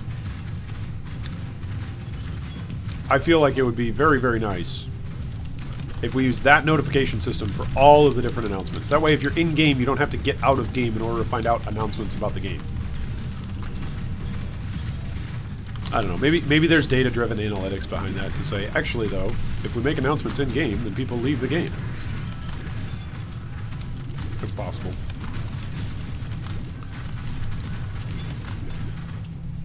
People go, wait a minute, patch notes? I might as well go read those patch notes. Good news, everyone! Captain Lone Song has just joined the G3 family of gamers over here on Twitch. Welcome, Captain Lone Song. Nice to have you.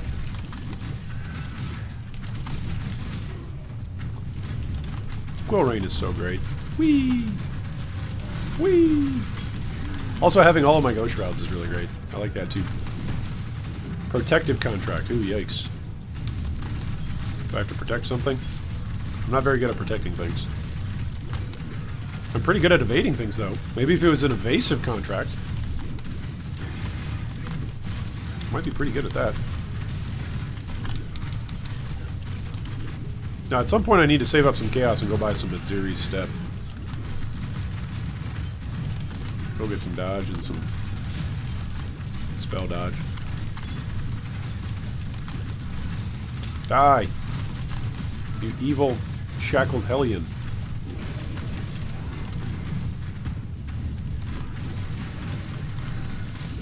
I was thinking maybe Firestorm was crap until I realized it didn't have as much crit as an Inquisitor. I don't have Intensify Jewel, and Firestorm cast speed sucks. Yeah. Firestorm. I was really hoping Firestorm was going to be good this league. I was going to make something with it. But maybe next league.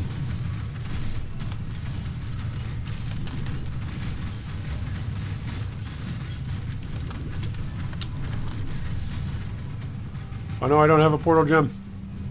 I don't have a portal scroll. I'm gonna have to run all the way back. That's such a bummer. Hey, what's up, Arcade Canuck? I'm getting hyped for Heist launch tomorrow on Xbox. There you go, man. Get excited. Tomorrow is the day. Alright, what is it that he's buying? He's buying 13.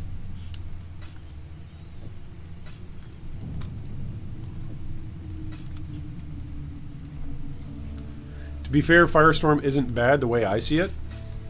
It's better than Crackling Lance, yeah. But you kind of need to stack crit since the base is really too small. Yeah. I'm going to get out of the Divine Market. Let's get out of the Divine Market. There we go. We're going to get out of the buying Divine Market.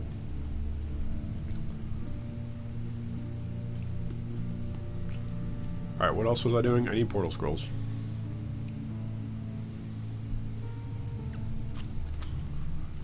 Buy some more Portal Scrolls. Does Crackling Lance get a buff?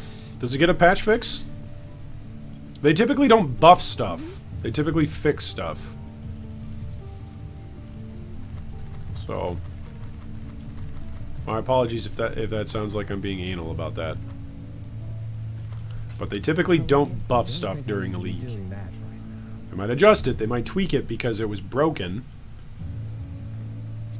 But that's their typical stance on stuff. But does it? That still, all of my semantics still doesn't answer your point.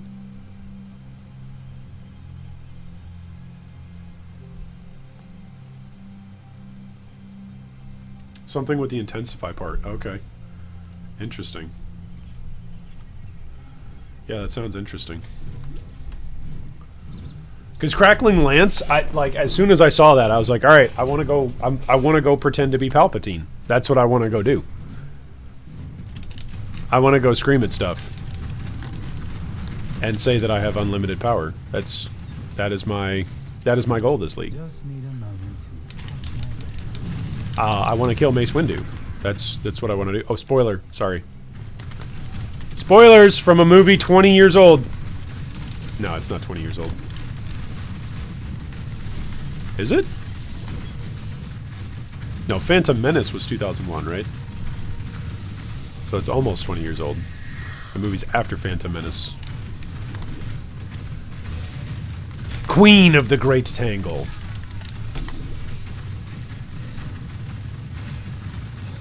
Going down pretty quick. Oh, I need some more totems. Give me them wither totems.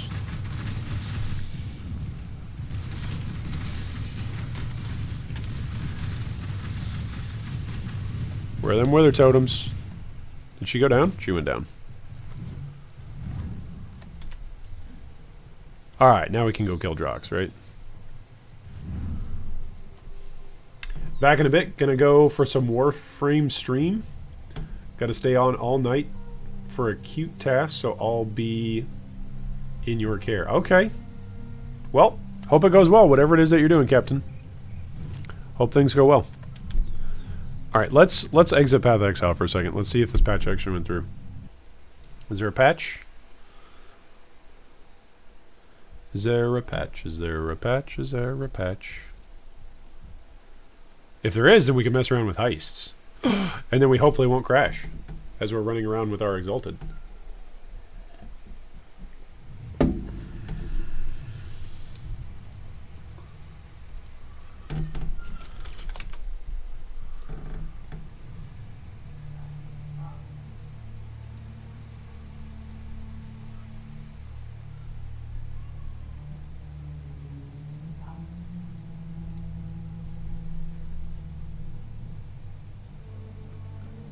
I'm not seeing any news about a patch.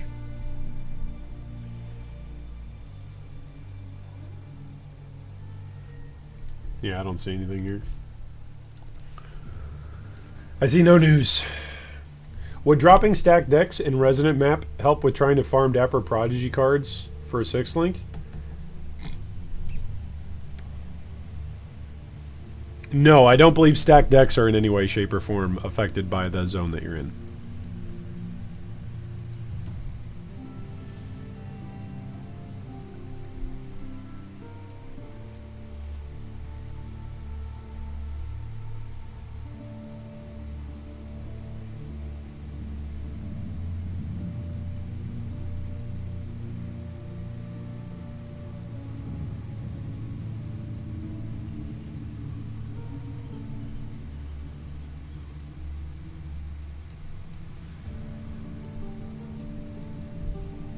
Hey, what's up, Wee? Welcome, welcome. The grind goes well so far. The grind goes well. We were just checking out whether or not there was a patch that was live or not. But it would appear that it is not presently alive. With fixes for Heist. So, not presently here. Alright, let's go to the Acid Caverns. These are some fun bosses to fight. Yikes. Okay, now Drox doesn't always kill me. Drox is one where it's like, alright, you can mostly stay out of the way of his stuff. Baran and Al-Hazamin, I feel like I die way more on than Veritiana and Drox. I feel like those two guys, you can just generally move around and avoid them more. On an evasion-based character, at least. Whoa! Speaking of evasion-based characters. Hey Iron, would you rate the League out of 10?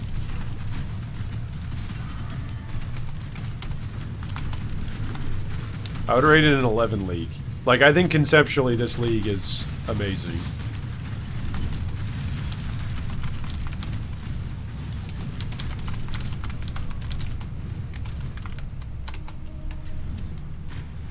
I think conceptually Heist is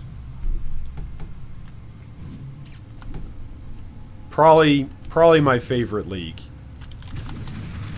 That's saying a lot. Like, I think it provides an alternative game unto itself, kind of like what Delve does. I think it provides some new crafting options with new bases, with the experimental bases, along with adding enchants onto weapons and chess pieces. So there's some, it's not like there's no crafting options. So there's some new itemization options. There's new currency options. And then it's choose your own adventure sort of gameplay that's an alternative to maps. I think it's, for me at least, it's got to be up there. Conceptually. In execution, we have yet to see it, right? They gotta fix it. Which always happens, folks. GGG always needs to fix a league. Like, tens of thousands of players testing something is just more players testing than whatever you can QA in-house. So. What's up, Rich? Yeah, I think if they patch and if they fix stuff, again, conceptually, I think this is an 11. I would say, you know, synthesis, I thought conceptually was about a 9 because I didn't like the memories. I thought it was a good idea to have an alternative to maps, but I did not like the whole minigame aspect of it. Heists are not necessarily a minigame. The minigame is leveling up your NPCs. It's not an actual minigame to, like, line up your encounters properly or in a strategic method, right? I thought that was silly. Not bad or dumb, I just thought it was silly. I was like, I don't want to play a tile-based moving board game right now. Like, we've already got kind of a board game style of gameplay. A board, as it were, with the synthesis board. Where you're kind of moving pieces around and seeing what fits where and what do you want to do with what. Like, we've already kind of got that. I didn't want to see memories go forward. So, synthesis was my second favorite league. So Delve, Synthesis. Breach was another great league. But Breach was a different era of Path of Exile. Am I going to die to these guys? Probably.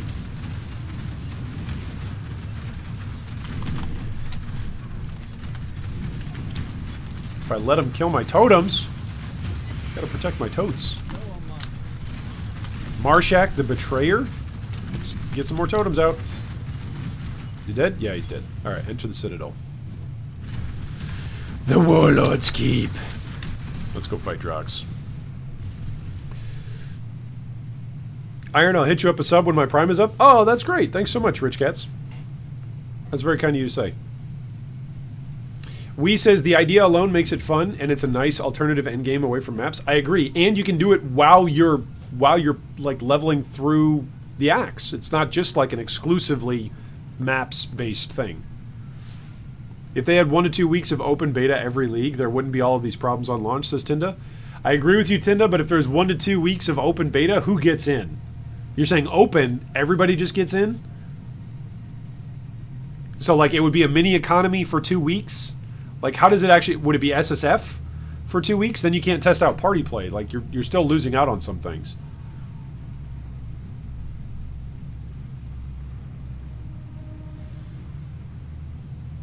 Yeah, open. Okay. Open I could see some benefits to. Which, again, a lot of games have gone open betas. Right? I think League of Legends has an open. Is it open?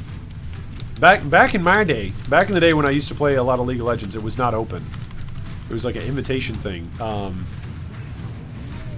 I think Overwatch originally was not open.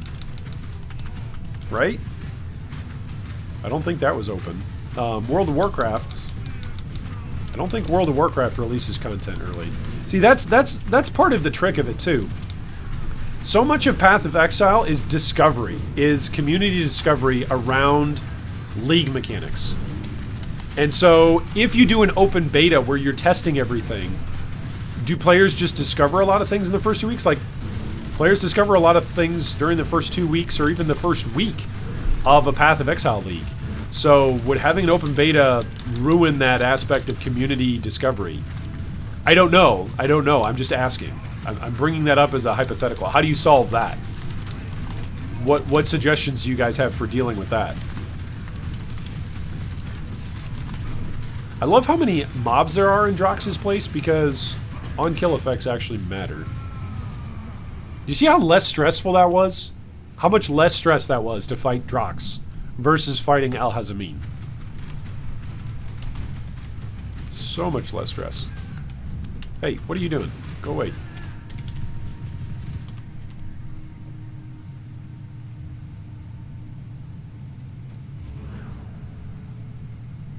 Alright. So what are we at now? 2, 4, 6, 8, 10. We're at 10.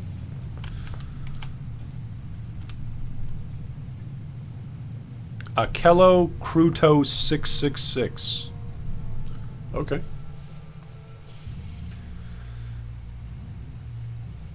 What's up, 29X? Welcome, welcome. How are you?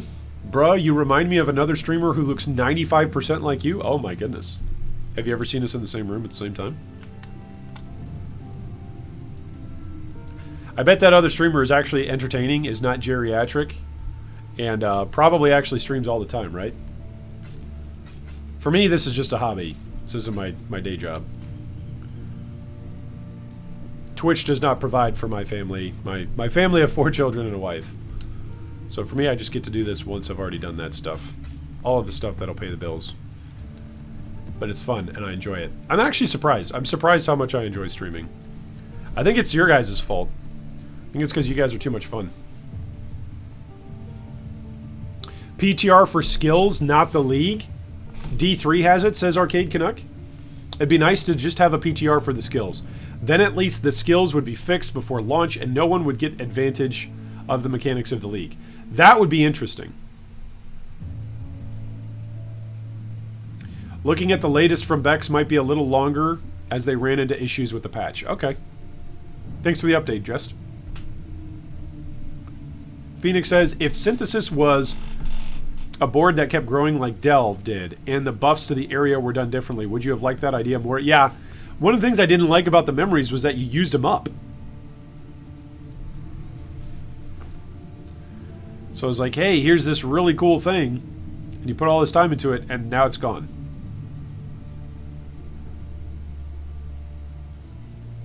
I think I had a beta testing key for Overwatch, correct? Okay, yeah, so Overwatch was closed, at least initially. Put out an NDA. There's a lot of betas with NDAs. Path of Exile exists and builds its hype off of so much of its community helping each other build hype, though.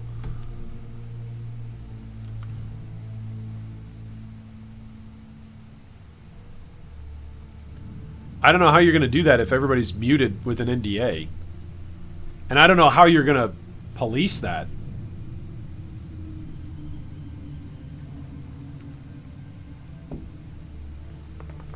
Hey, what's up, 29X? Wait, we got 29X and 29X? Am I seeing that right, or am I reading that wrong? I'm so confused. My geriatric eyes can't differentiate. I just wanted you to know if you decided you wanted to meet your doppelganger. Oh, okay, that's fair. That's fair. Yeah, I'm happy to meet a doppelganger.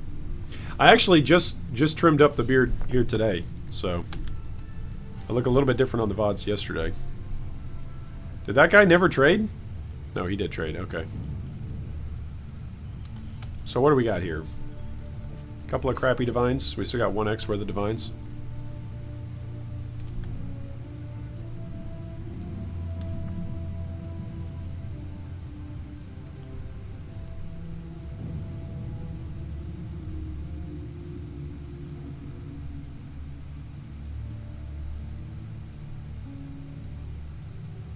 Hey, what's up, Lem? Welcome, welcome.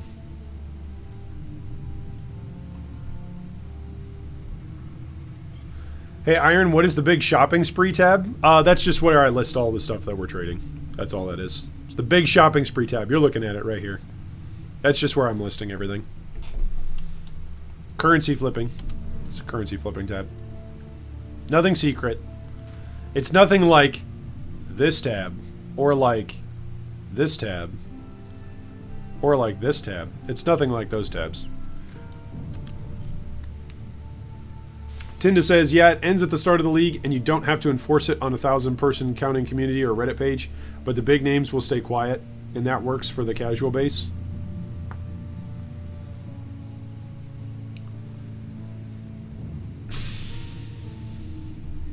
So here's what's really tough about that, right? What's really tough about I'm not shooting you guys down. I'm just bringing this up as a topic to discuss. Right? What's really tough about that is how to put it. is from the company perspective, what if somebody does break the NDA? We've seen a lot of leaks in Path of Exile from the last couple of leaks. We've seen it. Seen a lot of them.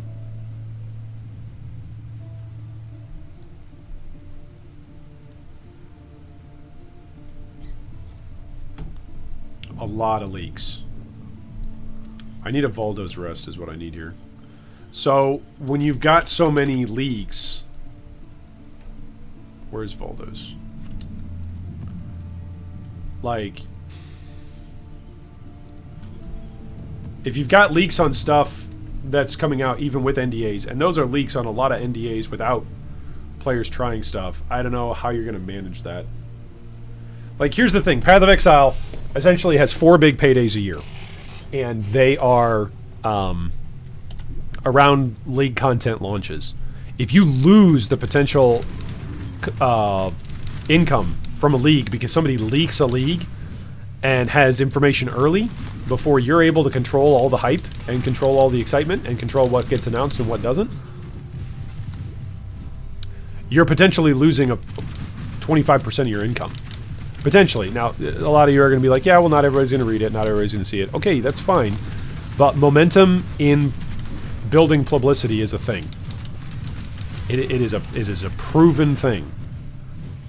So, all it would take is one really sour person from a sour PTR experience to come out and say on some YouTube video or some Twitter post or some Facebook post or some Discord post or something, right?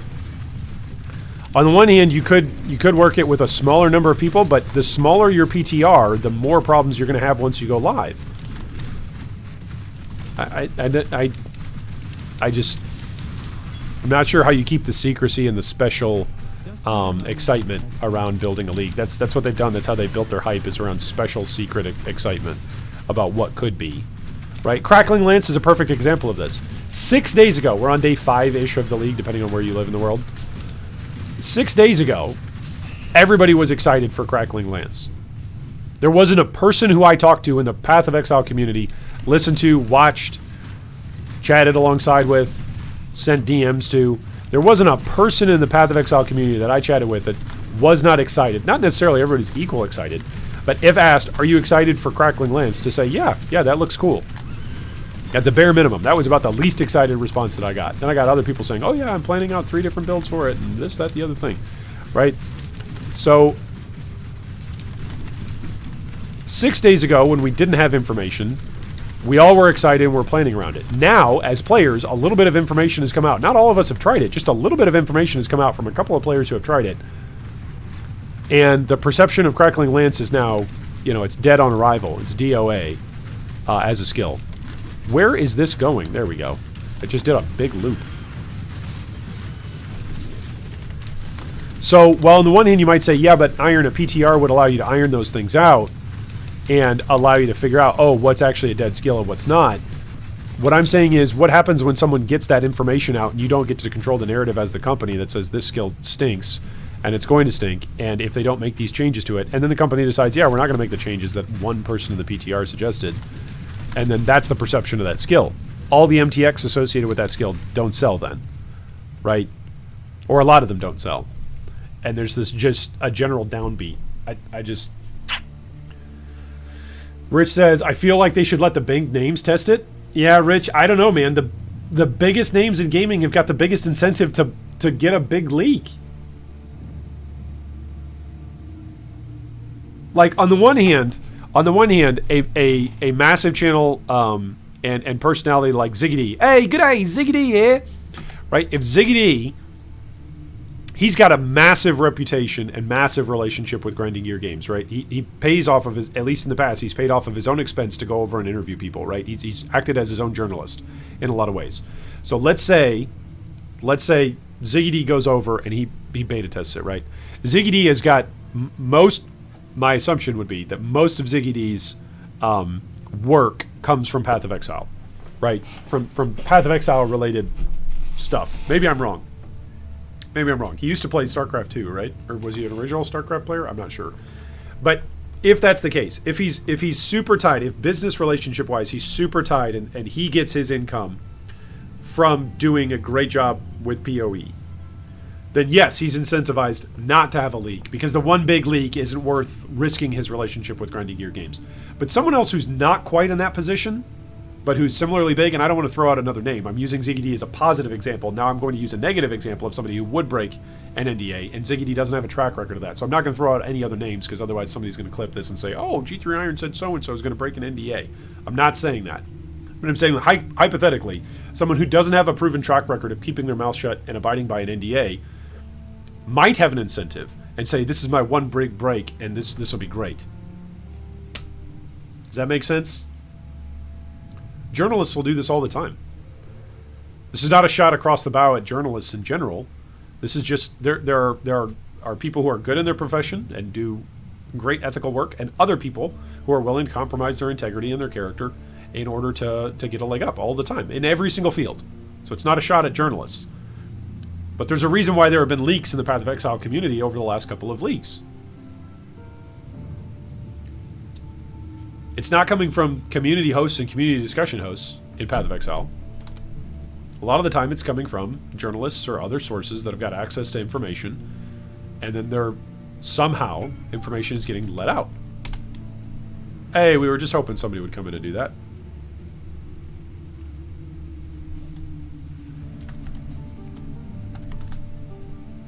So we moved our Delirium prices down to 16 a pop. And look at this. This guy wants 28 of them. 28 Delirium orbs. So we have gone from what, 12 Delirium orbs that we were trading today?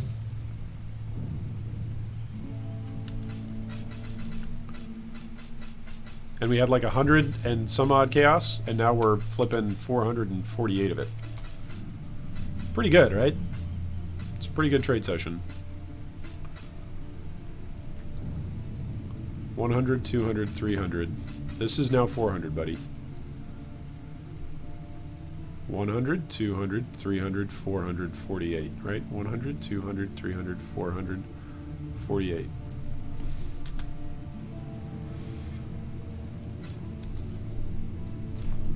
All right, there we go. And now what do we want to do?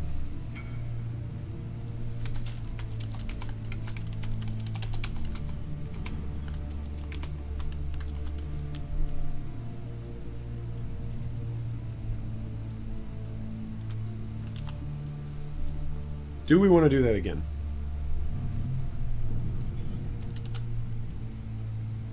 Specified character does not exist? That guy deleted himself?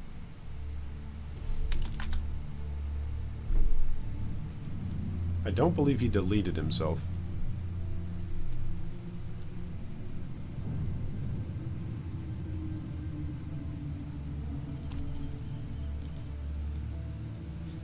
Yeah, wow, I think we pretty much hit up that market.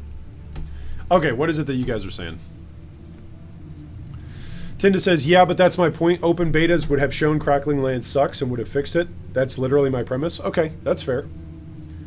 Tinda says, I play Smite, and every public test shows that literally every character that's about to come in breaks the game, and it still comes out breaking everything about the game, and people still play it. I imagine if POE had betas and actually fixed stuff, people will love it. Yeah, I think that's a fair approach, right? I'm not saying you're absolutely wrong. I'm giving other potential factors to think about.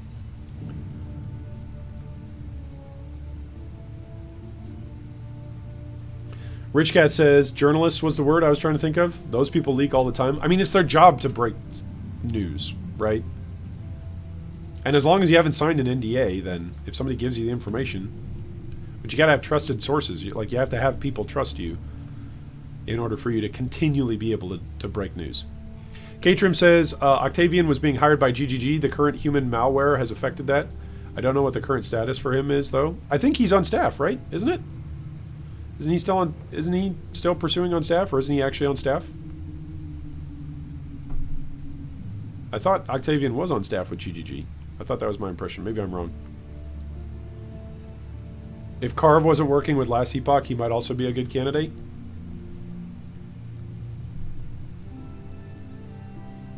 Yeah, current human malware is an awesome expression there, Katrum. This latest patch to humanity in 2020 has not been a good patch. Can we all agree with that? Hopefully 2020 is not a PTR for 2021. Yikes. Ugh. I don't think me and my family could take that.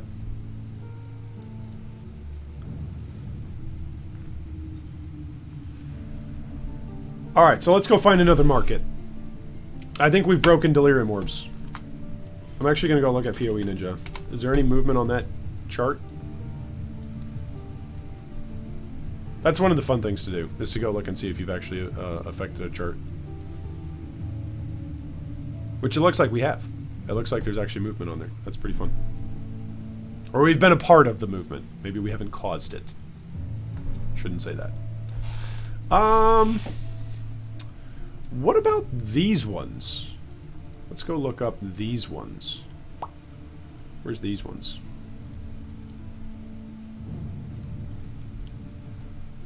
All right, these ones. There's some here.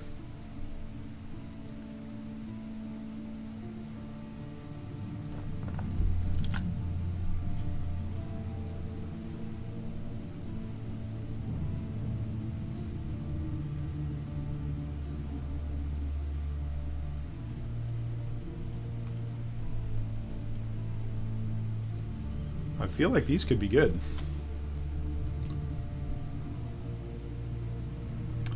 These could also be very similar.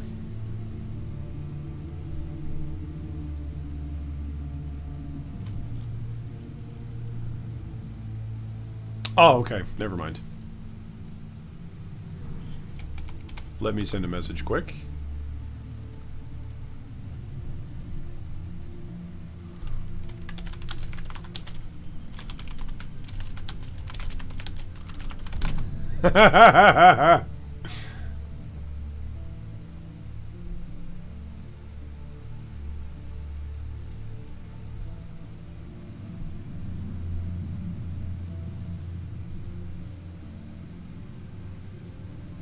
Oh, interesting.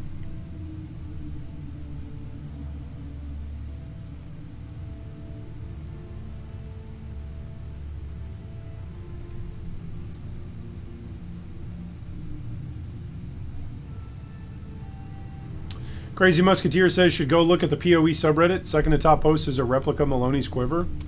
So broken and funny. Okay, let's go take a look. Let me go take a look. You guys asked me to do something? I can go do it.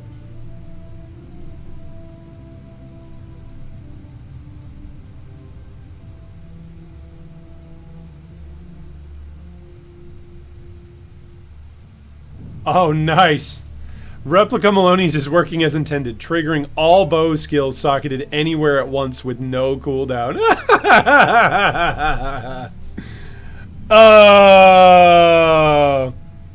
Let's go look at the Maloney's market. Let's go look at it real quick. What are Maloney's at?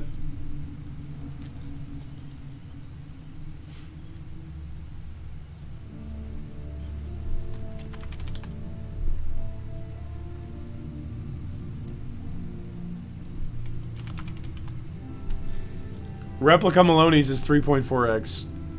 And it's shot up 392%.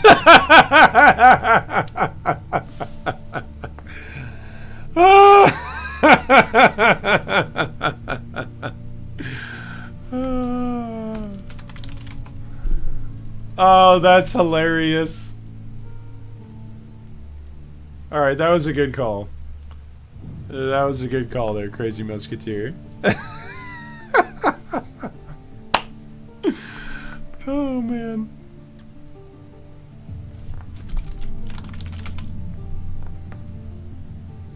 That's pretty funny.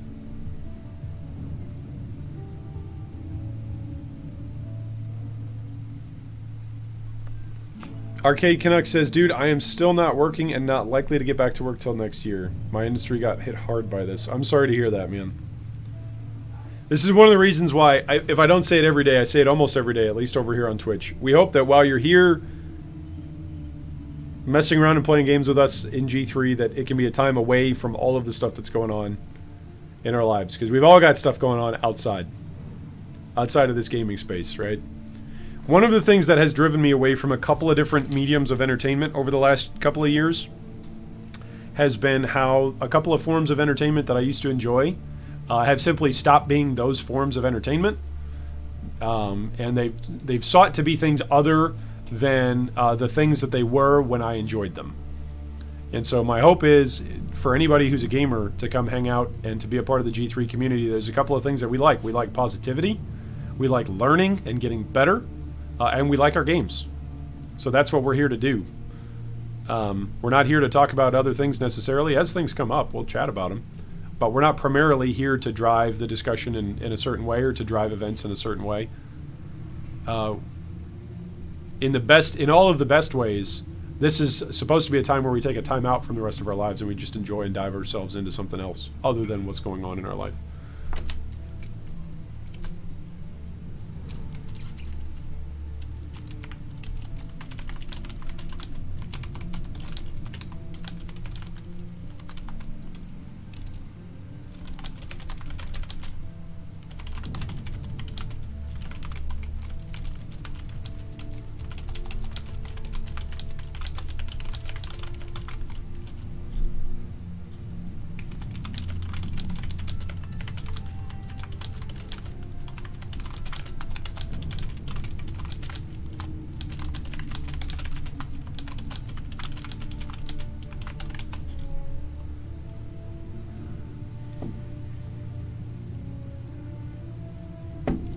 I think open betas would take a lot of time when you only have a 3-month dev cycle to work with. Yeah, it sounds kind of ugly to say, but I just always expect a lot of bugs with every new league. I don't feel like there will ever be a way around that, especially if they want to innovate things. Bodandy, I think you're right. Is it Bodandy? Am I saying your name correctly? I'm sorry if I'm not. Andley? Bodandley? I think you're right. I think you're spot on. I think here's... Do I need to break out paint again? No, I'm not going to break out paint again. What I need to do is I need to, like, throw all this chaos in here. And then go mapping as we chat about this, because I'm not getting XP. Why am I not getting XP as we're chatting? We're having great conversations here, but I should just be getting XP while we're doing it. I need to keep looking for Voldo's Rest, right?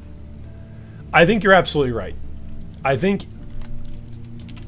that it's unhealthy for certain people in the Path of Exile community, but this is the reality of it.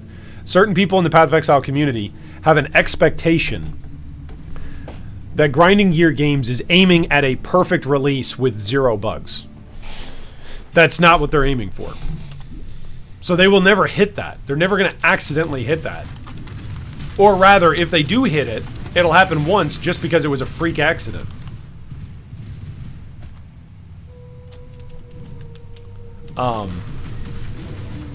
That's all. That's all it'll be. A freak accident, if there's ever a league that's released without tons of bugs. They try to do QA testing internally as much as they can. And then, at least from one post that I was understanding, here, this league, they've had a hard time replicating a couple of the problems, a couple of the errors. So again, it's not as though they're not trying to QA. They're trying to QA, but they can't always replicate things right away. So they've got to wait until they can replicate something and then be able to actually QA it, right? But I'm 100% in your camp. Like, every single league start that I've ever played in Path of Exile, there have been bugs. Now, maybe it is getting worse. Maybe some people are saying, yeah, it's getting worse as they get more ambitious. Do you remember Delve? Do you remember Synthesis? Do you remember Legion and how overtuned the mobs were for Legion? My goodness, people hated Legion on release. Hated it. And were very vocal about it. Do you remember Bestiary? Bestiary was so bad they didn't think it was ever going to come back. And then they did bring it back. Albeit with a massive refinement. Right, so my point is just, stuff is released. It's not always in a great state when it's released. And that's the way how Grinding Gear Games does business. That's the way how they do things. If you don't like that and you can't handle it, it's okay to league start 2 weeks late. Like, I've read and interacted with some players who have said things like, "Oh, I just can't take this and I hate this game." Then don't play it. Then don't play it. The reality is that it's not that you hate this game. You hate the bugs of this game. You really like the game, and that's why you're so upset about the bugs. So, if the bugs upset you that much, don't play until the early bugs are fixed, and that's what some players do. Some players don't play until the bugs are fixed. Other players only play Standard League. And on some of our discussions, whenever I mention Standard, players are like, Standard League? Why would you play Standard League? Iron, why would you ever play Standard League? There are some really darn good reasons to play Standard League, because guess what? A lot of the times, the bugs that we've got to deal with over here on a new league, Standard players don't deal with that. They don't. They don't got to worry about that. They know what they're getting. Lem says, games are supposed to be fun, not a chore or some kind of contest of egos. I agree. Tehead says, by the way, as a fellow Toxic Rainer, I now got rid of my totems and switched up to Void Sphere plus increase AoE, Hex Touch, Despair. Works wonders when trying to get out of heists. Oh, Void Sphere with... Oh!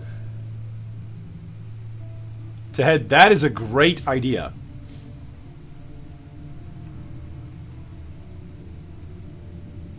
That is a great idea. However, I am going to say this. Multiple totem support allows for multiple different withers to ramp up. So that's one thing. Secondly, Void Sphere does a number for whatever reason on my FPS. This number goes crazy when I play with Void Sphere. So, why is Voldo's Rest not showing up as a thing? Graveyard and what else? Wasteland.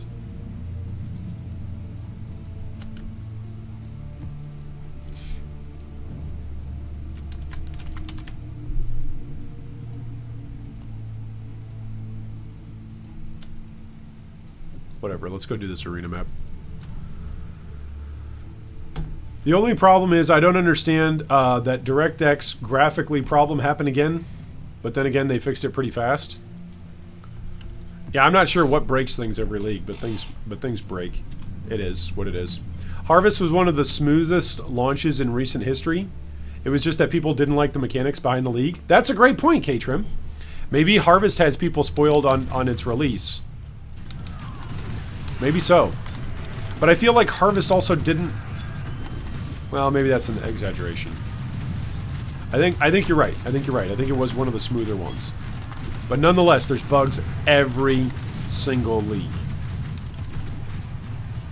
Wasn't there a bug with a boss for Harvest? Wait a minute. Something is vaguely tickling my memory. Wasn't there a problem with the boss spawning for the Harvest? Like the final Harvest boss was not spawning or something, or was not accessible early on in the league, and they had to fix it. I have a vague inkling about that. That there was some kind of boss issue with Harvest. What about using Despair as a self-cast curse? I'm using Despair as a self-cast. So here's my totems, and then I self-cast Despair. That's the setup that I'm running right now. So I use Wither Totems for when I need to fight bosses, and then I try to activate my Mirage Archer, who then deals damage, and then while the Mirage Archer is active, then I sit here and I spam Caustic Arrow. All the graphics look all the same, but whenever you see me not shooting up in the air, it's because I'm using Caustic Arrow rather than Toxic Rain. Like, once the Mirage Archer is active, then that's when you're popping Caustic Arrow. So, like, here's totems. Totems go down, and then pop Despair, and then boom. Everything's dead, right? Now, for mapping, you don't even need to use Despair, right? You don't even need to use the totems, so it'll actually slow you down if you're trying to do all of that all at once. But no, I think that's actually a pretty cool concept of using Hex Touch with your curse, and then you use Void Sphere, because it's going to hit everybody. It's going to pull everybody in and hit everybody. So I think that's actually a really cool concept. And in terms of duration, it's pretty similar duration probably to the totems, and it doesn't have a life pool. Whereas totems have got a life pool, so they can get taken out. Alright, so there's totems, there's Despair. Here's Caustic Arrow.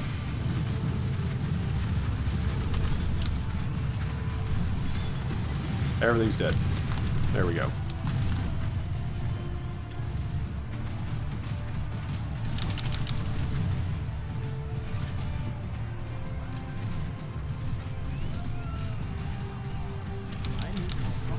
Alright, away we go. Back to our hideout.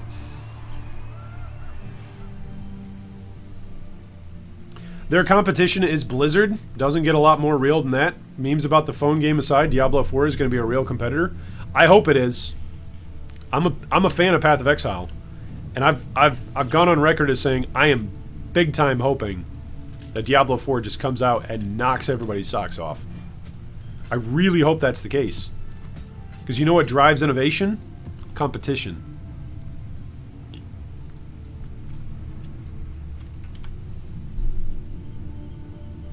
What am I doing wrong here with Valdos? Why is this not spawning? What am I doing wrong? I think I just need to pop some more of these maps, right? Pier map, Mesa map, Graveyard map.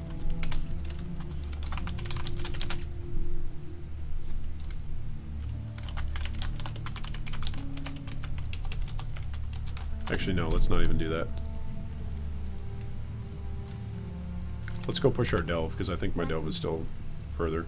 I'm trying to do things that I know I'm going to eventually want to do, but once Heist is fixed, I'm going to just be in Heist. So I'm trying to do the things that I should be doing now.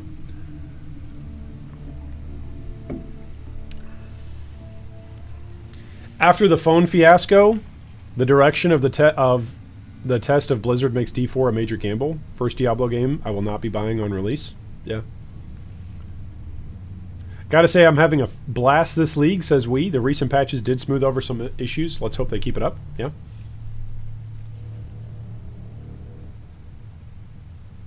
Alright, we'll see you, K-Trim. Have a good rest of your day. Hopefully work goes well. Yeah, I've been playing this build to see if I wanted to play it on Xbox. It's a good build, but I'm going to go with the Summoner again, as I just know the build so well. That's the way to do it. That's the way to do it. I highly doubt D4 will impress anyone. New Blizzard makes games only the quick and dirty way. All their IPs are degrading, and D4 is the only new game coming out. Well, I would say there's no indicator, right? There's not necessarily a reason for players to think that D4 is going to be great, right? There really isn't. There's not necessarily a reason to think, yeah, D4 is going to be great. So I think by lowering expectations, sometimes that's a place where companies can recover their customers from, and lost customers, is customers lower their expectations. They no longer are expecting the sky and the moon, which is what all of us were expecting with Diablo 3. And frankly, it's what all of us are expecting with Path of Exile 2 right now. All of us are expecting the sky and the moon. We're all expecting, oh, this is going to solve every single problem. This is going to be the most amazing thing that we've ever played. This is going to be the best game. The best version of this game. It's going to just blow the earlier iterations of this game out of the water. And so that amount of hype sometimes can backfire. It can. There's a lot of players. I wouldn't say like a significant majority. I wouldn't say a majority, period, let alone an insignificant or a significant majority. Is there such a thing as an insignificant majority? Anyway, I wouldn't say that there's a majority. I would say that there are players on a regular basis we chat with on YouTube, here on Twitch, in our Discord community, who say, hey, I am done with Path of Exile until Path of Exile 2. Raise your hand if you've seen a comment on Reddit, on Discord, on YouTube, on Twitch. If you've seen that comment, have you seen that sentiment anywhere? Raise your hand. Say it if you see it. Like, if you've seen that sentiment somewhere, it doesn't mean you hold that opinion. I'm just saying, have you seen that from other players? I've seen that a lot. On other players, on other community hosts, YouTube channels, on other Twitch discussion channels. I've seen that a lot. That comment a lot. Hey, I'm done with POE until POE 2. And typically those comments come out right around now, right around a week or two into a league, when a lot of players feel like the newest league didn't solve whatever problem it was they were aiming for, whether it's lab enchants, whether it's ascending, whether or not it's the Uber Lab, whether or not it's trade and auction houses. Man, it's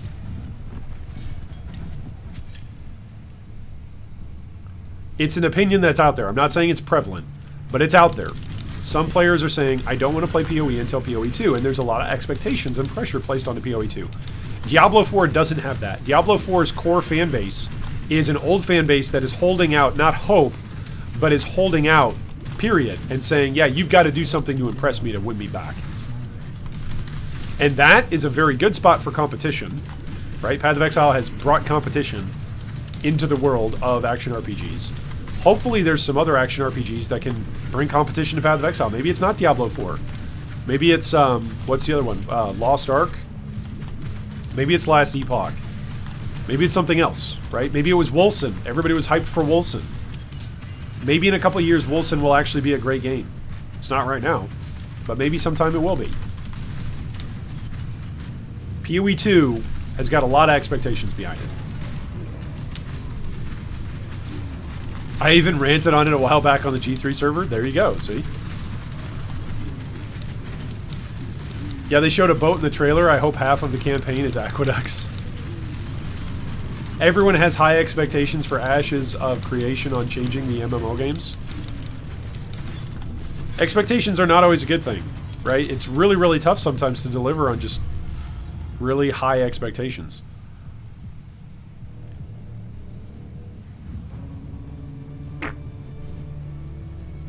It can be really tough.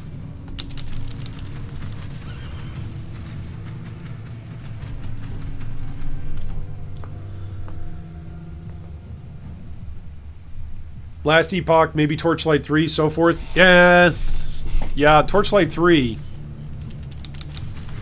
If you all got into the beta for Torchlight 3 or was messing around with it, there was nothing inside that made me say, oh no, PoE needs to watch out.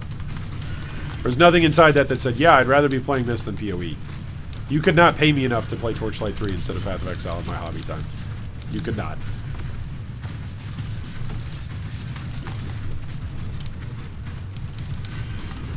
Okay, I guess I'm being dramatic. I've got 4 kids. So, diapers are expensive and colleges and schools are expensive. So I guess you could pay me enough. There is a number in the world in which I would play Torchlight 3. But I would only play it until the contract said I had to. Then I'd be done. And I'd go back to Path of Exile.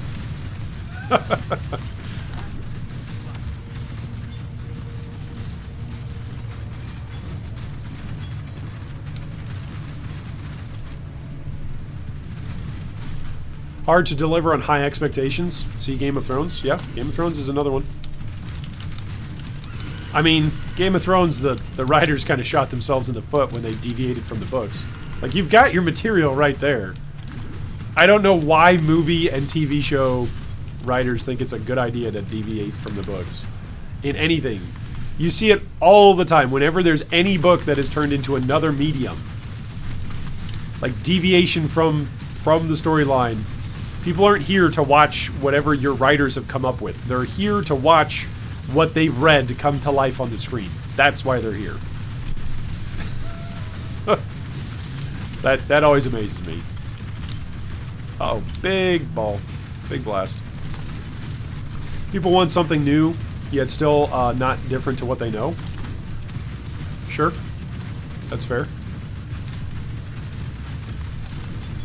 I love Delph. So when's our first Exalt going to drop?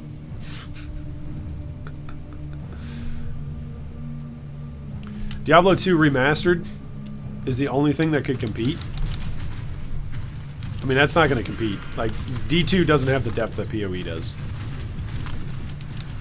Is that... did I just commit a faux pas? Is that blasphemy? Am I not allowed to say that? There's a reason why some guys in New Zealand decided to make a new game and didn't just sit in their garage playing D2 for the rest of their lives. There's a reason why Grinding Gear games exists, and why Path of Exile exists, and why we're all playing PoE and not Diablo. And it's not just because it doesn't have updated graphics or updated servers.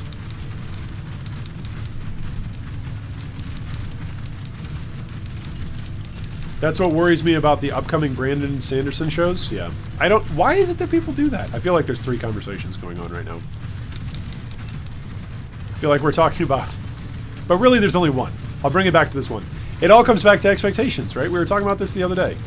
When I busted out Paint and started talking about expectations versus reality. Like, it comes down to expectations. Can you deliver on the expectations? And a company as big as Blizzard, that has got as long a history with its customer base as Blizzard, right now, if they can pump out a product that will meet or exceed expectations, they will take a massive market share away from Path of Exile.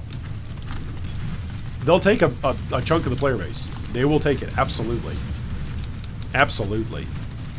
Because every single release, you get more players who do walk away from Path of Exile but still want to play an action RPG. They're looking for something. Again, it doesn't mean that in the long term POE needs to worry, but I think it means that there's competition. Competition in the marketplace is a good thing. Ty Man, what's up? Welcome, welcome. He says, how's the Toxic Rain going? I started with a Pathfinder Scourge Arrow Poison Prolif, and it's been a battle with trying to enjoy the playstyle. I'm sorry to hear that, man. Toxic Rain has been fantastic. Toxic Rain has been fantastic. I was debating for a time between swapping between Toxic Rain and ED Contagion, and I was like, you know what? Ultimately, I just stuck it out with the Toxic Rain rather than going with the ED Contagion, mostly because I hadn't played a Toxic Rain build before. And you can see what it's like. We're level 87 right now. I'm just having a blast with it. I'm not going to win any hardcore races or anything like that. We've died a whole bunch. So don't hear what I'm not saying. I'm not saying this is the most unkillable, amazing boss killer in the game. But we've had fun with it. We've had fun with it. I think it's been a good league start on pretty crap stuff that I've found. I found a couple of div cards here or there that were worth 10 to 20 C. I found a couple items that have sold for like 5 to 10 C. But I would say overall, in terms of league currency drops, this has probably been one of my worst league starts. I still have not had an Exalt drop. Like, what's up with that? Where's my Exalt drop? We were joking earlier today, what's going to happen first? Am I going to kill Awakener? Or am I going to get an Exalt drop?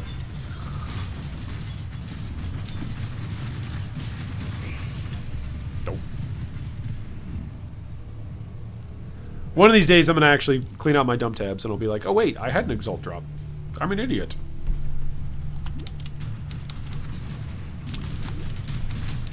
Crazy says, I actually still play D2, just modded Path of Diablo. Yeah. I think that's what most people would say.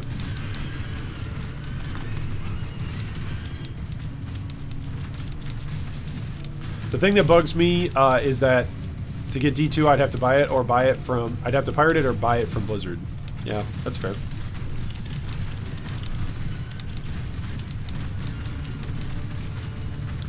That's fair to say. And, you know, dare I say it, at least for me, as a guy with 4 kids and a wife, and with too many jobs, I'm like, hey, I don't necessarily have time to play a whole bunch of different games. Like, you guys have seen that in the variety streams that we've played.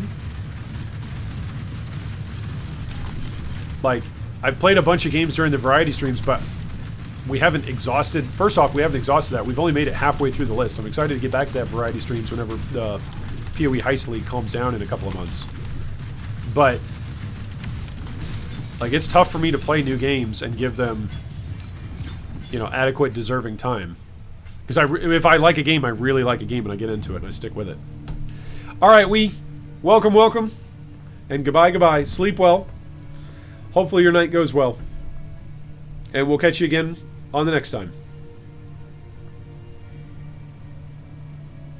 Gotta get deep into those heists for the exalts to rain from the sky, just like all those toxins you're spreading. Yeah. No, you're right. We'll get into heists again. Yesterday I had a grand heist, 1 wing fail, right? Am I remembering that right? And then we had 1 regular heist fail. And so I'm just not interested in wasting any potential rewards behind that. I'd rather not do that. So I'm just waiting. waiting and leveling and doing all of the things that I would be doing anyway that I need to get done, right? So pushing my delve meter down, collecting azurites, that way my sulfite cap can go up, getting a couple of watchstones done, trading for the Bank of Exile, essentially doing all the different things that I would want to do, and now I have time to do it because Heist, the thing that I really want to do, is just not quite stable enough for me right now. So again, I would still rate this as a fantastic league. It's just, it's not ready yet for me to dump a whole bunch of time into. My only good drop this league has been a Shavs. Still trying to link it. Not sure if I want to sell it or use it. Oh, that's a good drop though. Yeah, go for that low life vortex. Woohoo! Shack Central, baby! Such a good build. Alright, should we do the most tedious and boring thing for all of us at the same time? Should we sort this?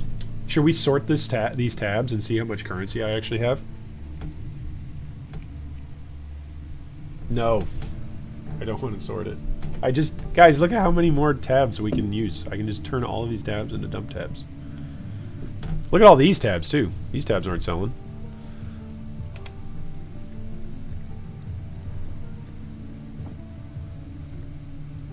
This could be a dump tab. I could turn this into a dump tab. Eh?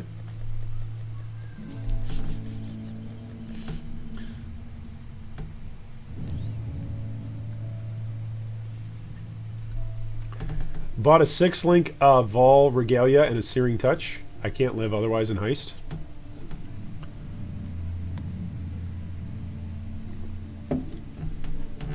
Do it. Clean up and become even stronger after buying more items. What am I even going to buy here? I guess I could upgrade my 6-link. I still have to learn to delve properly. I just don't know the best order to do things in. The longer you put it off, the worse it gets. Yeah, I can just keep putting this off until standard, right?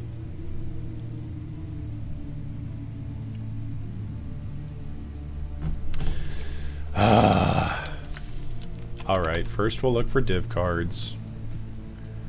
We find all the div cards. Hello, what is up, Twitch? My name is G3 Iron. I'm here today to talk to you about sorting out your stash tabs. What you want to do is you want to have dump tabs that are very exciting because it allows you to run back into maps after you empty your inventory with your potential goodies.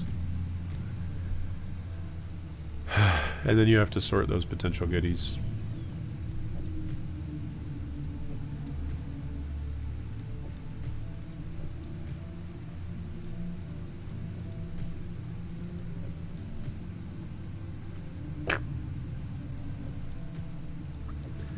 And as you're sorting those potential goodies, you see that there's a picture of you in the future included in the artwork of one of the goodies.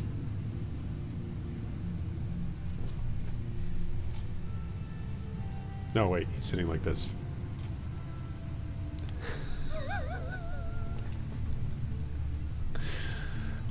Then what you do is you sort the goodies into the appropriate tab that you have purchased from Grinding Gear Games during one of their tab sales weekends.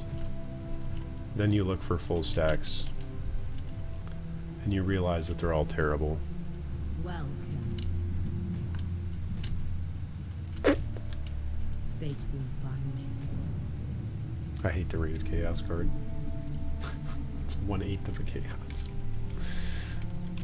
I guess it's the same thing as doing the Chaos recipe, right? For the ID'd.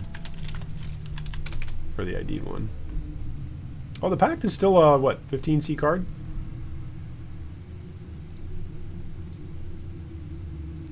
Big shopping spree, 15C. Let's put it up there. Put it up for 14C. There you go. Somebody come get it.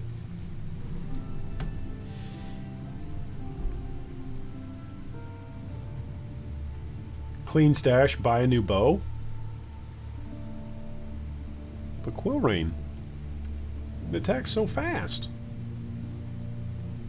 The trick to cleaning out tabs is not to have too many of them so it doesn't take so long to do. Javier, what are you saying, my man? What are you trying to say? What are you trying to tell your favorite balding geriatric, the scholar lookalike? Just say it. Give it to me straight.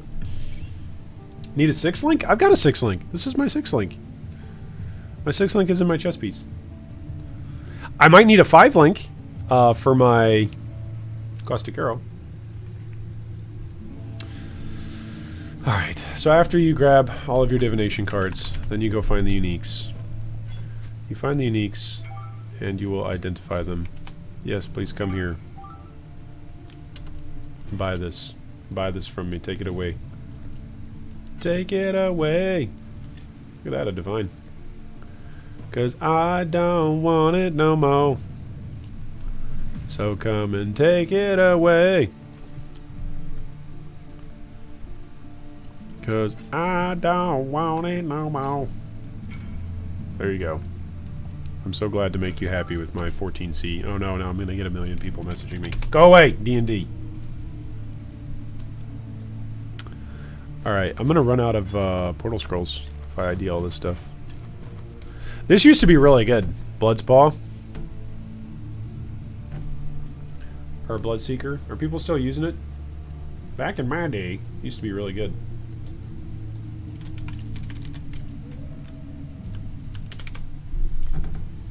Nope. No, it's a C. It's a C. And it's on the low end of the rolls. Nope, it's going to be out shards. It's not even going to be a C.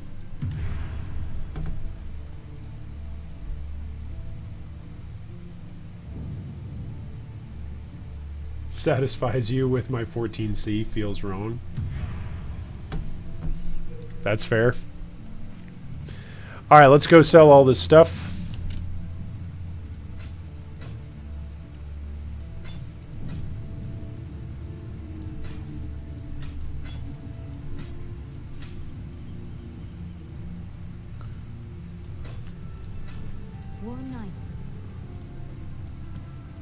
Isn't unstable payload, isn't that good? Don't miners use this?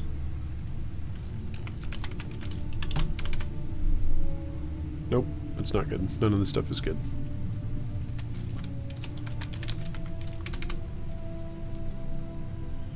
Malice is 1C. And it's got the worst rolls. Nope. Out shards, away you go. Alright, so the next thing that you want to do as you sort things out. New post by Bex on upcoming changes on the main site. You mean something that's not sorting my tabs? Oh my goodness, let's go look. Let's go look. Guys. Guys.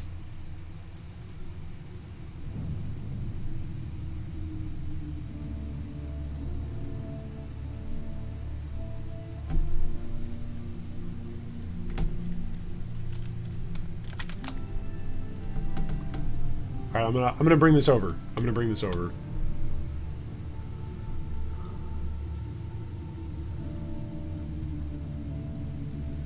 Can I bring this over so that way you guys can see it, is the question.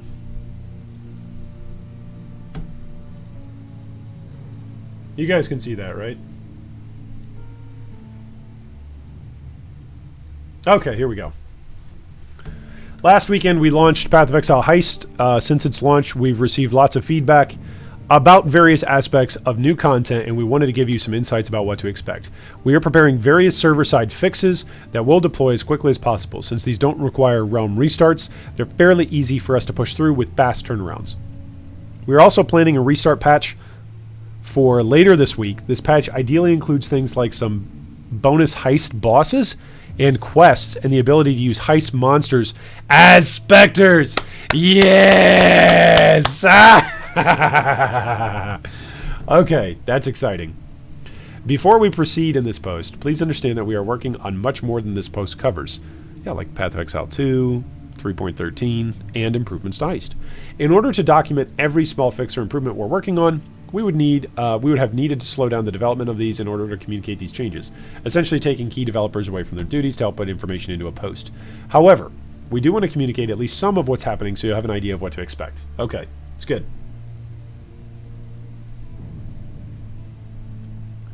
Choke points in heists. We are reducing the number of rare guards that can gather behind heist doors. Why? We all just want headhunters. And then we steal their buffs. Some monsters will release their skills in a staggered way so that you are not being hit by many skills simultaneously. Fewer monsters in these choke points will have their abilities ready to go as soon as the door opens. This should make these encounters more manageable and less about being blasted in the face with damage. Oh. I don't like it.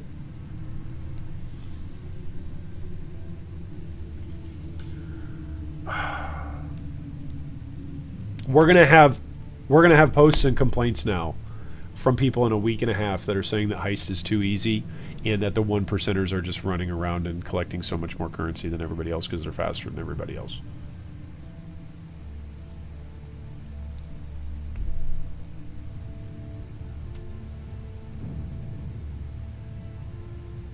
I don't like it when things get easier. I don't know. When things get easier from a difficulty standpoint, like what are they going to do? Are they going to say, okay, we're only going to have, you know, max one rare guy can spawn by the door, and guys are now delaying their skill? How are you gonna do that? Like, oh, only 2 monsters can be attacking at one time? Slaying monsters, increasing the alert level. We killed this. It's not a thing anymore. I mean, that was like the whole league mechanic, was whether or not you kill or you don't kill. What's up, Sulfurous? My favorite show, Upset Slightly Balding Boomer. Yeah, there you go. I really wish they just would have taken out the nothing dies rares. I feel like it would have fixed most of the issue. Yeah, that's a great way to put it. Just take out allies cannot die and then blow everything up on the other side of the door. On the one hand, yes, doors are scary. Don't stand next to them. Oh, but Iron, they shotgun. There's an NPC that will, like, take forever to open up the door. Yeah, but what about the doors that you have to click to open, Iron? You stand to the side of it as you click it. Like, you don't have to open the door when you, like, right away. You can use defensive layering. You can use arcane cloak. You can use molten shell. You can use enduring cry. Like, there's counterplay to guys behind a corner or around a corner or on the other side of a door. There's counterplay to that. And you can see it in Path of Exile. This isn't a first-person perspective game. You can see it from the top-down perspective. Oh, there's dudes on the other side of the door. Yeah, phase run. I just run through stuff. Now, granted, I'm not doing high-level heists. Like, the highest level that we've done is like 74. So, granted, right? Granted. It's going to get scarier as we go. That's the whole point of Heist, is that you're not guaranteed to get out with your stuff. That's the whole point. If you never die in a heist, it's just Path of Exile giving you a piece of candy and saying, oh, you want another piece of candy? Oh, you want another piece of candy? Like, I don't know. We'll see. We'll see. 74 is kind of high. Yeah, it's still 9 levels lower from, what, top level zone? The doors aren't even a problem because you can flame dash past the mobs. Yeah, that's what I do. I've been using dash with second wind and just double dashing past a whole bunch of stuff. You can see it. I put the replays up on stream. Like, it's here on Twitch, or there's a couple of them over on YouTube. Opening chests versus alert level. Because of this, before I even read this next paragraph, because of this, they're going to have to rebalance this. They're going to have to, right? Because otherwise, we're all going to be allowed to open up every single chest in every single heist, and there will be no penalty. There's no alert level. There's no timer that'll ever go off. We are planning to rebalance opening chests in heists and how they affect alert level. Opening chests in reward rooms will raise the alert level by a lot less, and the chests on the main path will raise it slightly more. This both normalizes the results and achieves a lower average level of alert generated by chests. This is likely to happen alongside a more broad rebalance of these chests, the alert level, and their rewards. Yeah, so it's going to be easier to open all the chests, guys, and the rewards are going to get nerfed. They're going to hit the rewards. Rewards aren't going to be as good anymore because we're getting more chests.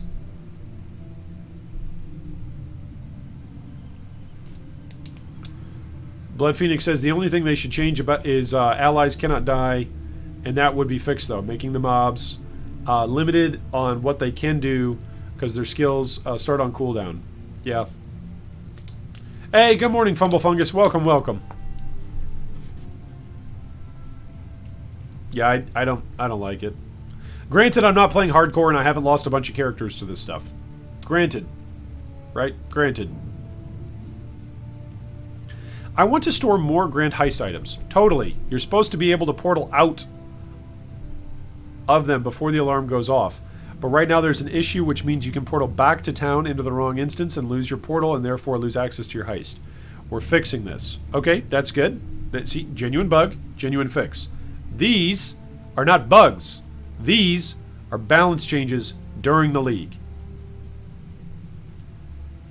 This, balance change during the league. So the first three things they're talking about are balance changes during the league. The Rogue Harbor waypoint. I don't like running. We hear you. We'll find a way to make this more efficient, but we don't know exactly what it looks like yet. It's happening. I'm sorry, people. I'm sorry. It's happening. We don't know what it looks like yet. Alright. This is the Rogue Harbor. Right now. This is what it looks like. This is a waypoint. This is a waypoint near a gondolin. There's a nice little boat over here. Wee, little boat. Oh.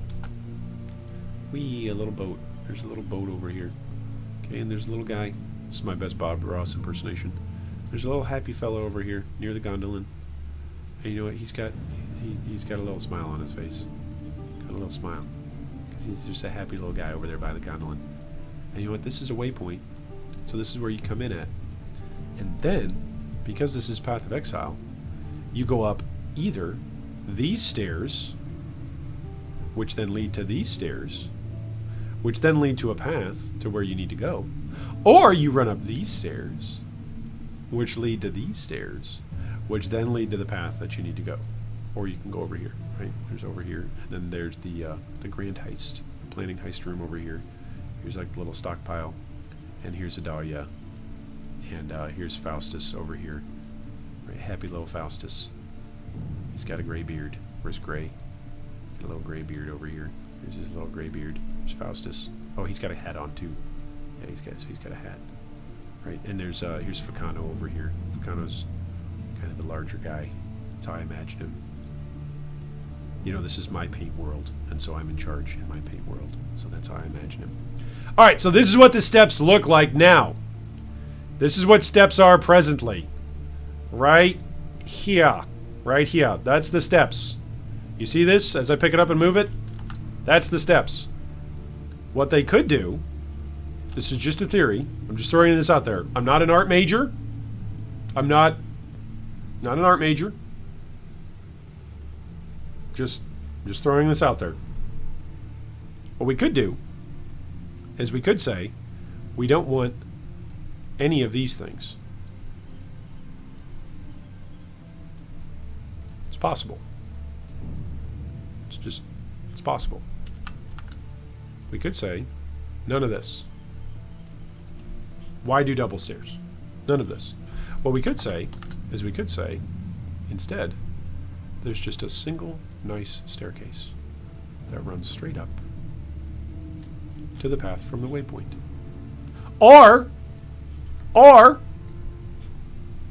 we can just put the waypoint right here.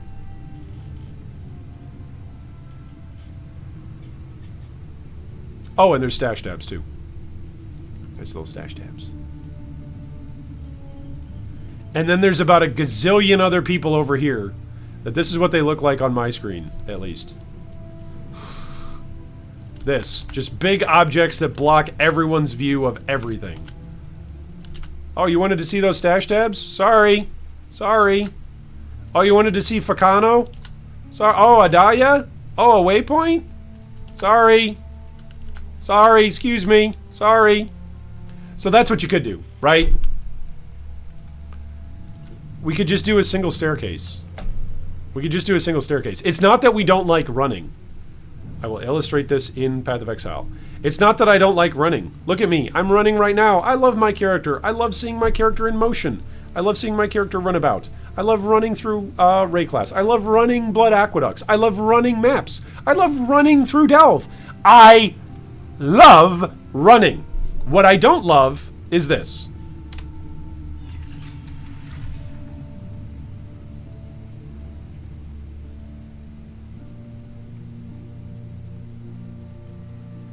What I don't love is my computer going into not responding mode, trying to go into the league zone, which is the league zone. This is my opportunity to get into this zone. And then, when I'm here, I go, oh wait, where do I go? Oh, look at my FPS. It's garbage. Oh, look at my latency and my frame time. That was me coming into the zone. And I go, okay, which way do I go? Okay, the waypoint's over here. Here's Gondolier. Okay, so I walk up and around and, am I supposed to go this way? Am I supposed to go that way? Yeah, I'm definitely supposed to go this way, so why is this way even a way? Why come up this way? This way shouldn't even be a way. Right? It's not that we don't like seeing our characters run, and it's not that we don't like to run. It's that we don't like not being able to use my flask. Can't use it. Can't use it. Don't like not being able to use my dash, my movement skills, because we're in town. All of our abilities are turned off. I get that abilities should be turned off because otherwise all of these guys are going to be spamming all of their abilities. I get that. Towns then become a PvP zone where everybody tries to make other people crash. I get that. But this is like Sarn. It's the same thing as Sarn. The first time you have to run through Sarn is the longest time you'll ever spend in Sarn because you have to run from the entrance point all the way in to Sarn to talk to Clarissa. We just don't want to do that. So it's not that running is bad. I don't even mind going and talking to these guys in their own separate areas. Don't mind that.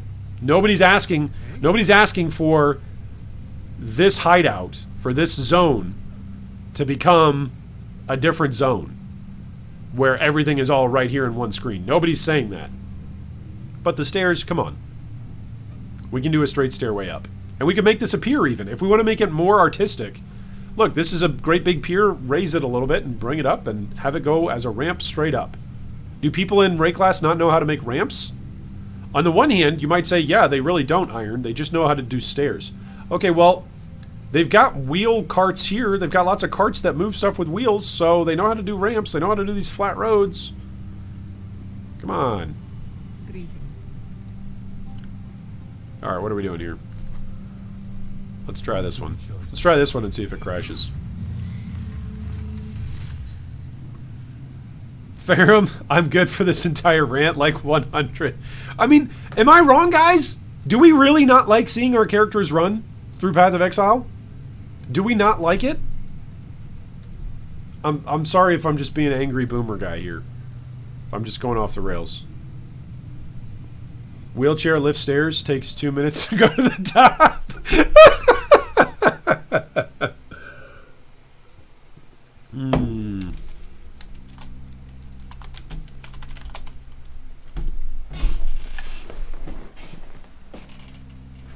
Yeah, a wheelchair lift. Yeah.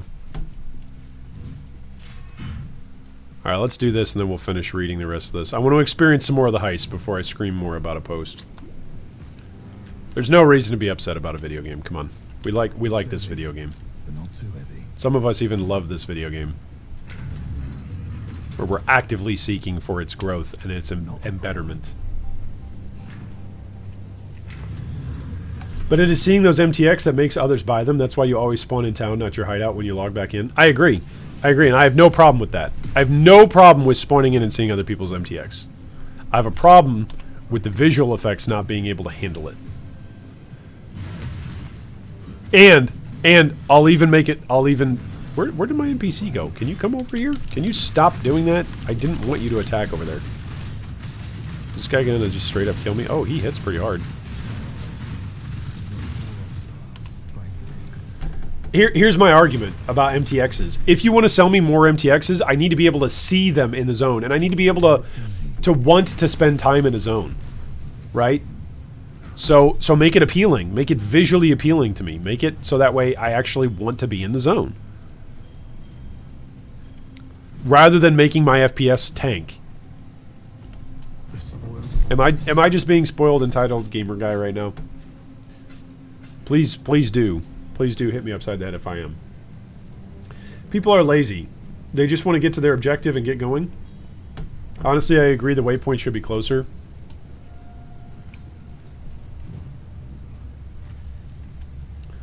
I'm always down for a good G3 Iron rant. Thanks, Musketeer. I'm not trying to... I'm not trying to get my hairs on the back of my neck riled up. I'm not trying to rile anybody else up. I'm just saying there are solutions, right? There are solutions. We can argue about what's the best solution. We can do that. Ooh, the porcupine. We can argue about that. Is that a quill rain?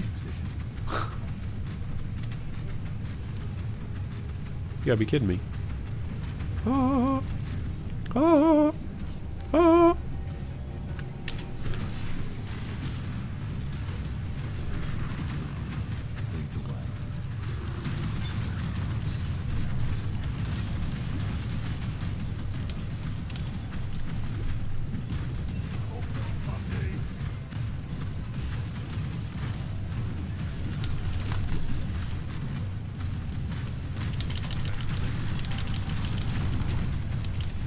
Again, I think the theming of Heist is amazing.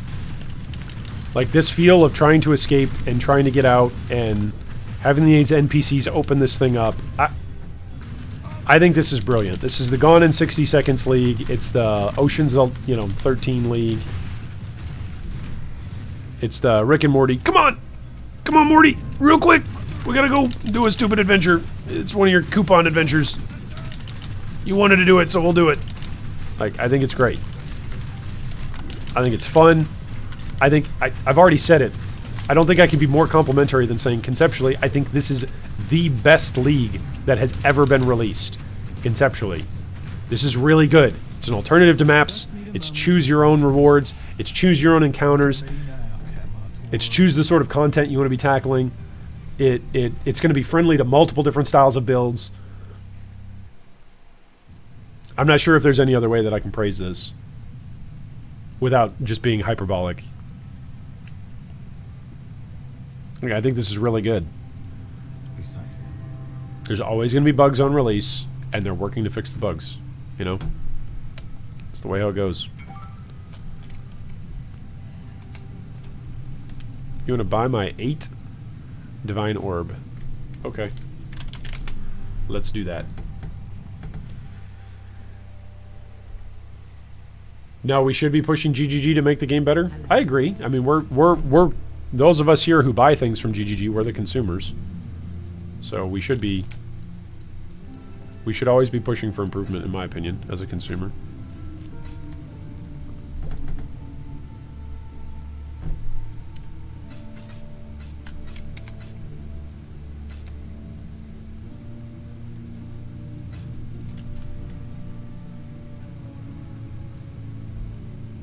We have made a lot of chaos today for the guild. We've made a lot of currency for the guild today. That's pretty good. It's pretty good. I'm pretty happy with that. Is this Quill Rain better than mine? I think it's worse.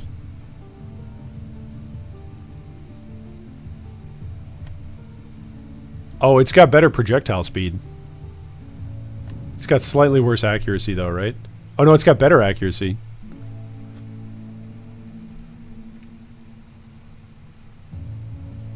Projectile speed might be nice. There you go. Got a Quill Rain. Now we go throw it in the dump tab and then we never sort it. We never sort it. Never. Not until standard. Oh, I'm gonna have to go sort this stuff in a little bit. Alright, what else have you guys said? Toxic Rain looks really fun. It is really fun. I've been surprised by it. I've been pleasantly surprised by it. I didn't realize how good it is. How good and how fun it is. How long has it been since we had a problem dungeon zone? Maps kind of simulate that, but, you know. It's the Human Resources League, the HR League. Makes me wonder how well slam builds are in Heist. They can be okay. I've seen a couple of people use them. Is Divergent Toxic Rain doing anything for us all? It has about 70% physical converted to chaos instead of the 50. We're just scaling chaos over time, right? Yeah, it doesn't do much for us. There are 3 Toxic Rain builds that I'm familiar with, and none of them scale up. The Fizz or the Hit. None of them do, so. What is the best way, G3 Iron, what is the best way to get a non-corrupted 6-link chest in SSF? Should I farm Dapper Prodigy? Yeah, either Dapper Prodigy or Blood Aqueducts for a Tabula. Yeah.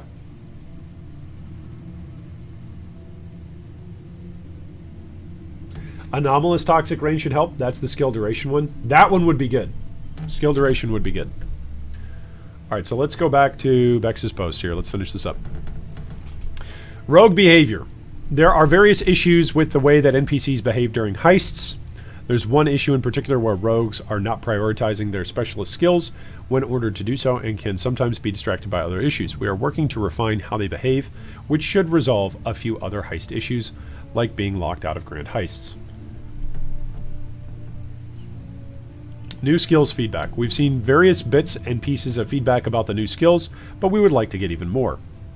If you have feedback about the new skills, please reply to this post so we can review it. Including specifics is great. Can we have a prompt before leaving heists? Yes, there will be a prompt if you attempt to portal out of the heist before you enter the combat zone. This along with the fixing issue where you can portal back to the wrong town instance. Round of applause, guys. This is fantastic. This is fantastic. This is really good. Blood Phoenix, Saul first question was in SSF. So yeah, the Tabula is only 13C, but he's in SSF. FYI. Yes, Rengara, Ziz has a great guide out there on how to use Residence Map to farm Dapper Prodigy. So if that's what you're interested in, Zizaran's got a great video out there on YouTube on it. Crafting bench doesn't gray out available mods. We have a fix for this. Quest items stuck in inventory after failed heist. We have a fix for this. Crashes, instances, and performance issues. As per usual, we are monitoring these closely and fixing issues as quickly as we can. Explode on death. 2 heist monsters explode on death. The more problematic one deals too much damage, which has and is being reduced, made conditional, and will have a visual telegraphing examined. The launch day went quite well with a few minor small hot fixes to address small problems. This is a great meme, but we acknowledge that there were issues with the launch. It wasn't perfect by any means. We're sorry about the issues that have prevented people playing the content smoothly, and we are working to fix that problem as quickly as possible. What's the timeline? Basically, ASAP for everything, but we will keep you updated by previewing the patch notes for any of the upcoming patches as quickly as we can. We'll also tweet about the restart list patches so you are aware as they come out. If you have any reports, please send them back to our bug forum. All right, there you go. That's exciting. Again, is there a company out there for anybody who critiques GGG? And again, we've all been ranting and raving and sharing our opinions, and I've been critiquing GGG here today, right? I've been offering feedback. Is there anyone out there who would say that there's another company who gets back and is on top of their stuff as quickly as GGG does? Like, they do a great job. They do great is too small of a word. They do a fantastic job. Fantastic. That's what one of my old bosses used to say. He used to really elongate the FAN. Fantastic. But they do a fantastic job. They really do. They see and they hear players saying, hey, this doesn't work. Or, hey, this isn't working like it's intended to. And they say, okay, let's go fix that. They get to work on it. It's a really, really good thing. All right, let's sell all this junk. Hello. Oh, I should sell this as identified.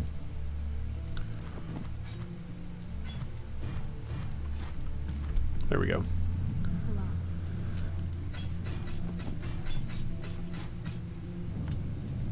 Blessings. GGG is nothing but open and honest with their player base and addresses issues quickly. Yeah, I agree, Rengara. Completely agree. All right, let's put this Quill Rain. First off, let's sell a bunch of these that have not sold over the last couple of days. And put the Quill Rain in there. There we go. Welcome.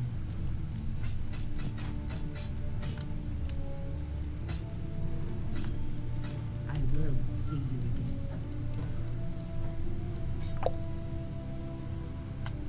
Let me tell you. See you soon. See you soon. All right, so once you go through your uniques, now what you want to do is you want to go through your fragments. So, do we got any sacrifice frags? Yes, we do. Oh no, I'm still buying those? No, I don't want to be buying these. We don't want to be buying any more divines. Oh, we want to be selling divines, though. We want to be selling these. We can sell these for 6. There you go.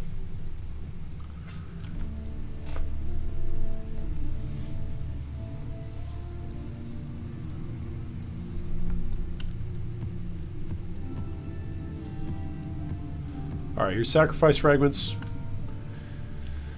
Trying to decide whether or not I will grind heists or maps today. Both are fun. Yeah, I agree, Fumble. I had to make a determination, and I determined that I would push maps because heists weren't quite fixed yet, and so I didn't want to lose any of those things. I didn't want to feel bad about heists not working properly, because again, right now, heists are not working as they're intended. So I'd much rather hold off on my heist experience until it's working as intended, because otherwise it's just going to lead to frustration. It's just going to lead to me being frustrated that things aren't working as I would hope. Okay, let's go grab... What do we want to grab here? Let's go grab weapons. Let's turn these into weapons, into a weapons tab.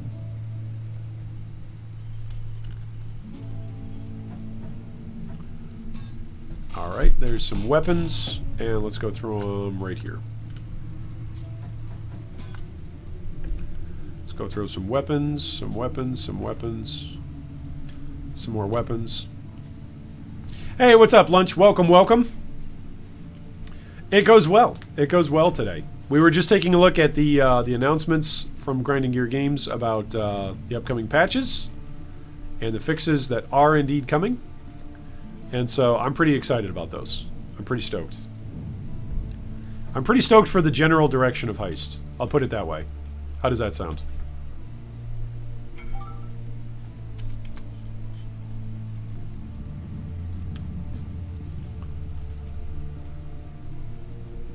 I think one way to make the stealth mechanic better is to add vision or sight cones into areas and make visibility more accessible, and perhaps tweak the enemies, such as there's the one dude amongst them that you have to kill or raise the alert level. Yeah, I think there's... I think if they wanted to make a stealth league, why did they nerf all the stealth mechanics?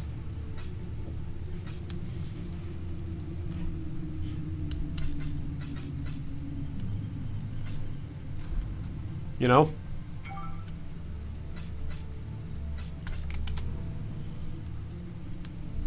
Why nerf stealth mechanics when you're trying to make a stealth league?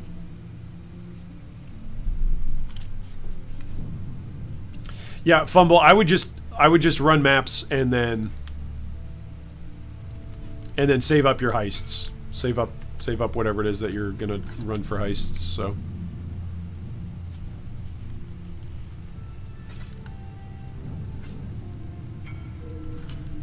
Got 2 more.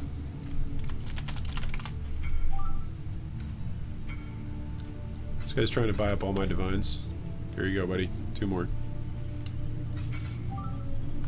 I think I have 2 more, but this is for the guild, so there we go. Guild is done now. With guild got out of divines. Guild is up to 561 chaos. Pretty good. Pretty good from flipping today.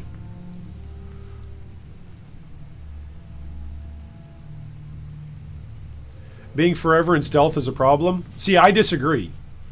I disagree with that. I don't think that's a problem. We have yet to see how that's a problem in Path of Exile. How is it a problem? Invulnerable builds are a problem. What is... I guess you could argue that an invisible build is, in a way, similar to an invulnerable build, right? Because you never take damage. But there's still the possibility that you will take damage. Right? There is that possibility. That you would take damage, even if you're invisible. You could potentially bump into somebody, etc. You can make it so that way you're potentially invisible, but you're not actually invisible, right? So, like, you're invisible when something's not looking at you. Kind of like the marching troops. There's, like, a marching troops thing that goes on inside Heist. And, like, while those guys are marching, they don't pay attention to you. But if you get in front of them, they'll pay attention to you. So, like, they kind of tried to do something with that. Where, like, your direction that you're facing actually would matter. Let's grab our oils. I kind of want to do some blight maps. I haven't done a blight map yet this league. See what Toxic Rain can do in a blight map. I think that's all my oils. Man, I don't have that many oils. Okay, let's look at our contracts. Let's sort these next. Whoops.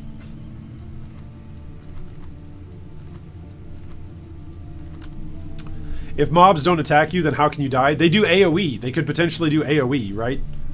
And once you set off the alarm, you still got to open doors, and so they're still waiting, right? They can still do damage around doors. What I'm saying is that there's a potential gameplay style there that's available. And yeah, sensors and traps. Yeah, that's a great call there, Captain. That's a great call. There's a lot of different things that you can do to make the game still challenging for somebody who's invisible or who's near invisible. Once the alarm goes off, for instance, maybe there's a special unit, right, that's got, like, you know, that sets off the alarm, or right, that magically detects you. But rather than eliminating what a player could do, or yeah, that's what I'm saying. Rather than eliminating what a player could do, which is what they did, which is destroying all possibility of being invisible. They could have added traps. They could have added monsters. They could have added special effects. They could have said, hey, once the alert level goes off, there's a mystical gas or something that's in the area. They already know how to do fog and gas, right? They've done that with Delirium. There's a new lights that come on, and it exposes you, or there's a heat signature tracker on the item or something that's a mystical tracker. There's a million things that they could have done, or maybe not a million, but there's a couple of other things that they could have done, rather than saying, nope, you know what? For anybody that wants to use the stealth mechanic in Path of Exile, you no longer can use it as an invisibility mechanism. You can't do it, and that's just a bummer to me. That's a bummer. All right, let's put all of these together.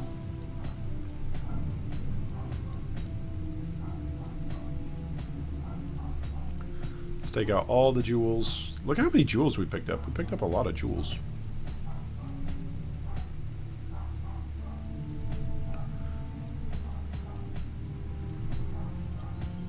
Probably picking up too many jewels here. Whoops, that's an essence.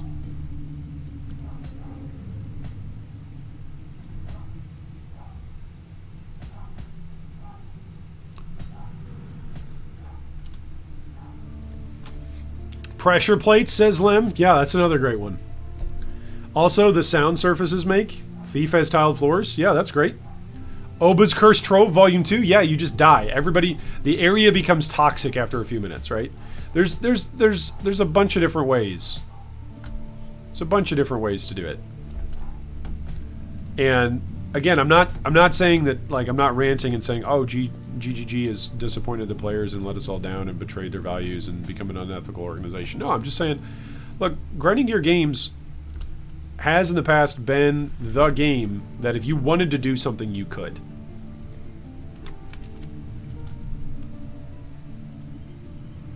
If you wanted to do something, you could. And I don't think that's where they're at now. Alright, let's put these in here for a 10 chaos. Right? Because this is the only 10 chaos that we've got. Alright, let's throw all these in here. And then we'll go get some ID scrolls and eventually ID everything as well. These are all of our jewels. Throw them in here.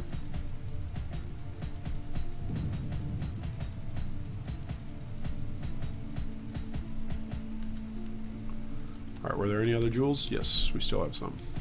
Man, I picked up a ton of jewels. But hopefully some of them will be good. Jewel crafting can actually be really, really lucrative.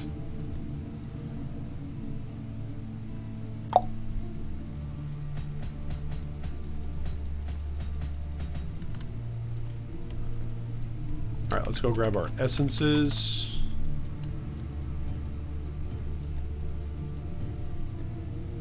Sort out our essences that we found. We found a lot on our first run. Our first dump tab. Woo! Look at all these essences.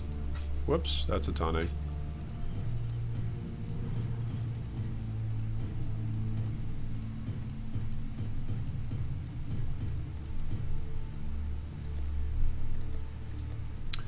Alright, go down to essence. Put these all away.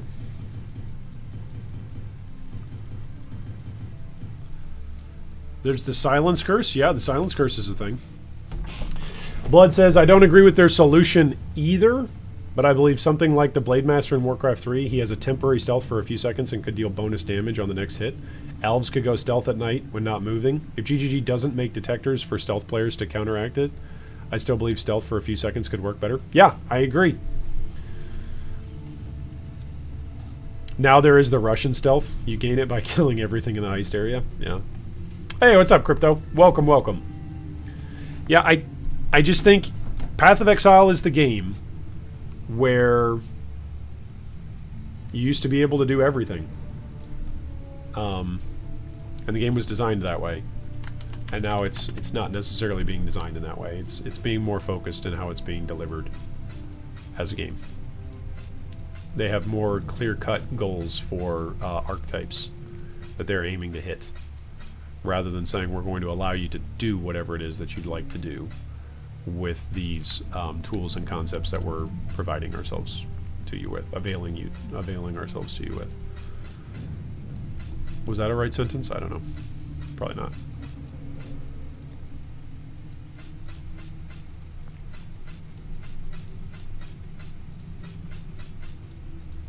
Whoops.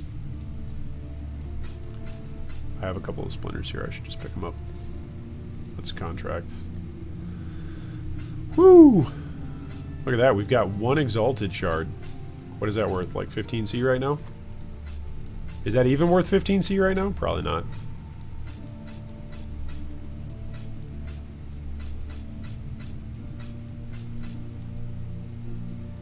Oh no, we're full up. Alright, let's go drop this in our bank.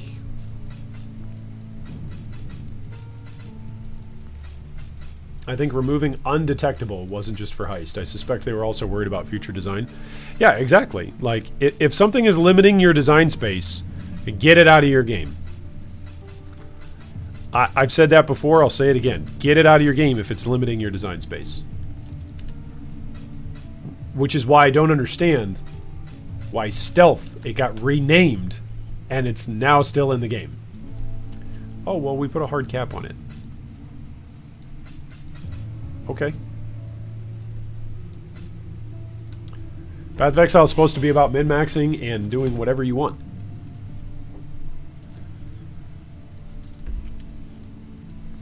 I don't know. I'm really sounding like the grumpy gamer, right? Really sounding like the grumpy entitled guy right now. Alright, let's go look for all of our Tane stuff. Here's Tane stuff. Is that all of our Tane? We've only gotten 3 of these? We've only gotten 3 of these so far? That's a bummer.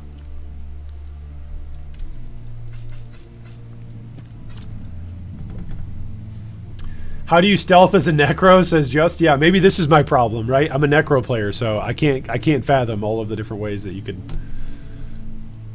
stealth Necro. That's a good call. Alright, look at all these gems. All these gems that we picked up are hopefully going to be GCP. So that's going to be good. Well, at least every 40 of them or so. So that's good. I think Stealth has so much potential for great stories, for great moments, and for lots of different gameplay to approach it. I really do think there's a lot of different ways in which you can approach the same solution. And that's, I think, for me, that's some of the attractiveness of Path of Exile, is that so many different players can come with so many different ideas to different means of solving the same problem. We've all got the same problem. We're all playing in the same league. But we all come up with different solutions, and that's really, really fascinating. And I enjoy that.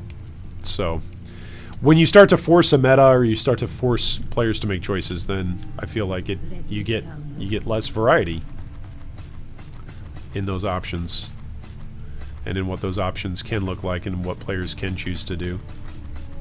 Which in some regard makes it easier to balance, right? When you limit what players can do, it's easier for you to balance. You've got less things that you and your design team need to think about. Fate awaits you. Woo! GCPs. What do we got? We got some of them. I should use those on the Empower, right? Because don't they increase the XP that the Empower gets? Should probably do that. Alright, let's go look up rings. Let's go sort all of our rings. By the way, if you're just joining us in chat and you enjoy watching watching a slightly bald man occasionally lose his mind as he sorts out his dump tabs, you can thank Lem Gambino for this. Because Lem is the one who said, no, no, no, you have to sort all your dump tabs right now. Go do it. So, don't blame me. If you got a problem with you know, bald people sorting their dump tabs, make sure you blame Lem. Lem's got enough character. Lem can handle it. Alright, let's go dump this into... Let's go create a jewelry tab. Ta-da! Look at all these flipping rings. Ooh, some of these are veiled too. I think some of these are even influenced as well. This is a lot of rings though.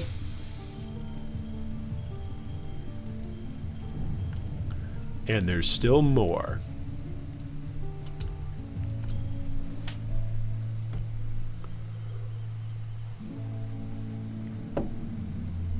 Going from visibility to stealth, in my opinion, is more like making a mathematic behind mechanic more open for future editions. Okay, that's fair. Yeah, like it actually gives you opportunity, right? By giving players more options as a game designer, it might give you more opportunity, right? Because you can go, oh, there's this playstyle, and what if we design a league mechanic with that playstyle in mind? But by shutting down a particular archetype or playstyle or mechanic, you're limiting yourself. But in some regards, limitations are a good thing, right? It's easier to balance. From a design perspective, it's less creativity available to you. But all right, let's look for amulets. Look at all these amulets. And each and every one of these amulets is going to turn into an exalted orb, right, guys? If only. No, if it was that easy, then the economy would crash.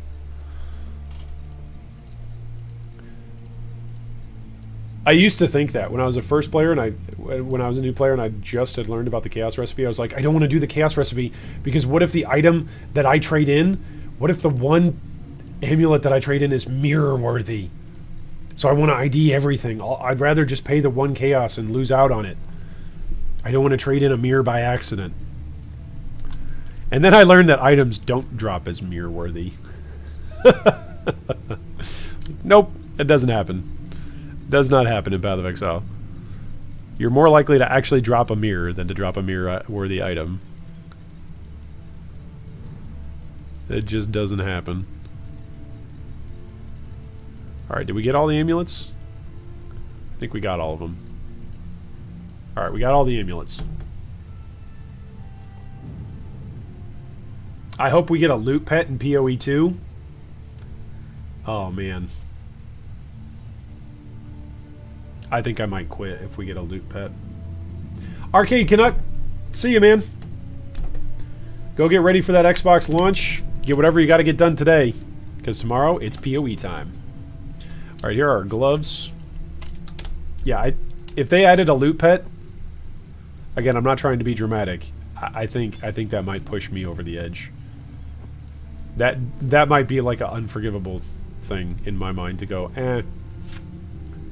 Now this is direct catering to bots. Like at that point, there's no reason why players who would already be okay botting wouldn't just bot. Because you can just have a vacuum cleaner running through a zone and picking everything up and then auto sorting, and then it would be awful. I think it would be awful. I think more ways to combat violations of the terms of service are good things. Ways that make it easier to violate the terms of service are not a good thing. And I think a loot pet, and that's not even saying whether or not that's literally going into pay-to-win territory, which it is. So, that's what I think.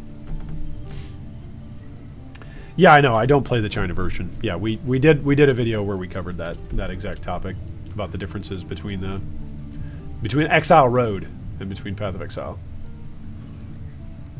Yep. No, I'm very happy to play on the international version. Very happy with the game that we have here. I always miss belts because you can't just type in belts. Because some of them are sashes, some of them are actually belts, some of them are leashes. So I always miss out on some of the belts. Alright, let's go fill up the belts. That's my unique tab, huh? That's a belt.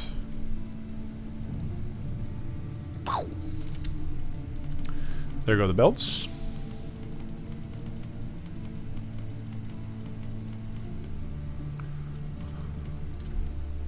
Influence. Don't I have a veiled tab? I thought I had a veiled tab. I must not. Here we go. Here's a veiled tab. Or I just overwrote it. Maybe that's what I did. Veiled. Any veiled in here? Veiled. Nope. Okay. Throw that stuff in the veiled tab. Oh, here's lots of veiled stuff. Holy moly. Lots of veiled stuff. Whoops. Oh, that's just straight up synthesis. That's not veiled. Veiled. Veiled. Oh, veiled. Okay. Alright, make this public. And then do 2C for everything that's veiled. In fact, do I have veiled stuff in another 2C tab? Yeah, I've got some over here. It's in the 3C tab. There we go. Put it over here. Alright. Look at this, Lem. Are you happy? Are you proud? We've almost got this done. Alright, here's our prophecies. I don't think they will add it to our side of the game. China's version is quite different after all. I agree. Like Chris said, they want to make the loot better. That's the better way to deal with loot rather than adding a loot pet. I agree. I completely agree. I'm with you. I hope we never see pay-to-win stuff come to Path of Exile. That is my hope. Alright, any flasks that I picked up? Flasks.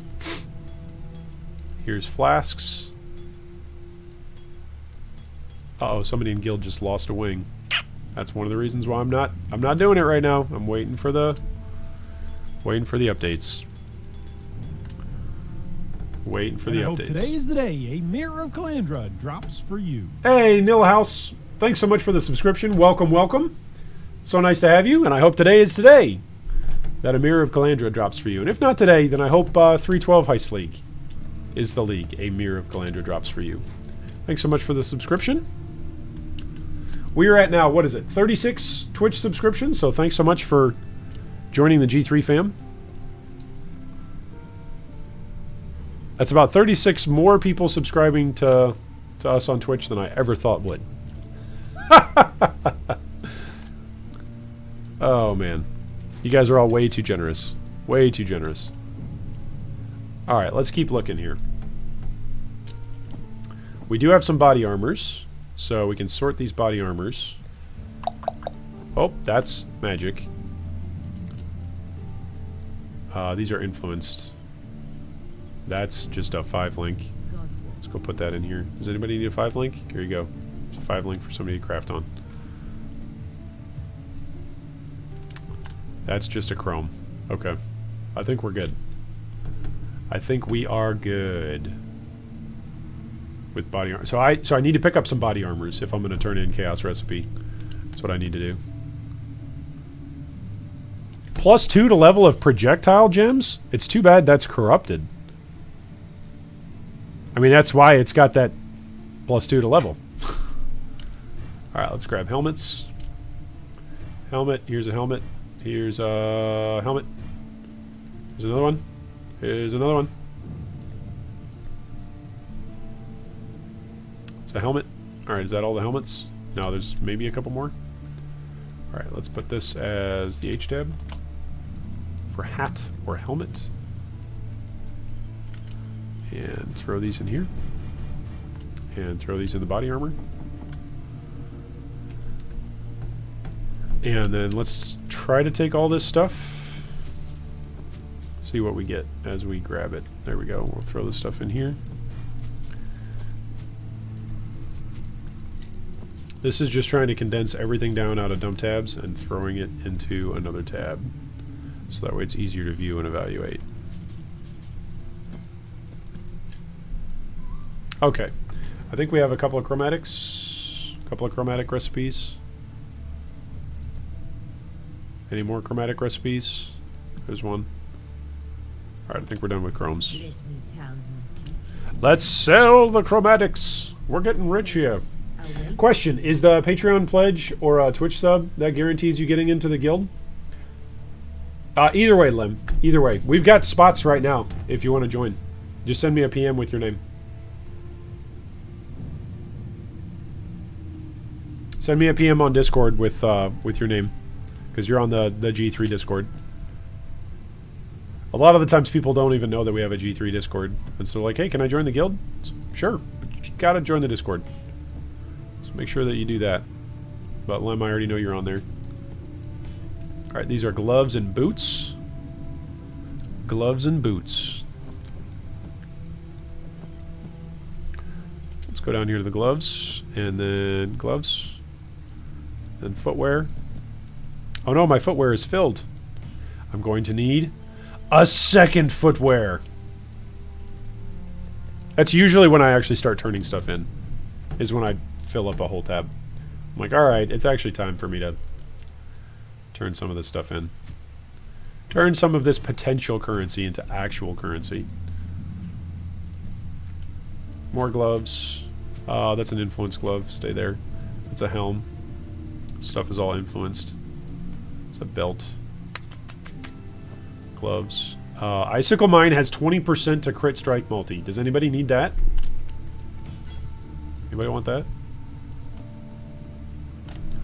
30% increased elemental weakness effect. Anybody need that? Seems good. Alright, let's come over here to feet. Let's come over here to gloves.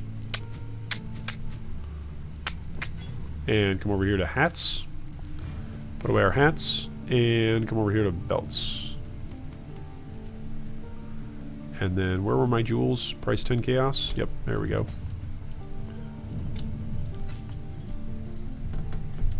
Grab this stuff out of here, so that's one empty tab. This is now going to be 2 empty tabs. And this is almost 3 empty tabs.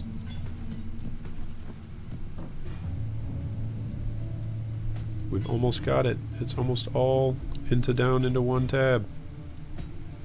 Alright, contracts can go here. Where I put my contracts? They're there. Cards can go here. Sure, we'll put that in a 3C thing there. And then we got all of our dump tabs down into one. Yay! We did it. And most of it's influence stuff. Can I join you even if you're on another platform, says Blood? We don't have a G3 guild on PlayStation or on Xbox. To my knowledge, they are not cross-platform. We've tried that in the past and it hasn't worked. So, that's a thing. I think that's why you guys haven't joined in the past, if I was remembering correctly. Lunchbox says, I think I remember them putting out an announcement saying they intend to deploy their Infinity tab sometime. This league. Yes, they were hoping to get it done before Heist. COVID threw it for a loop.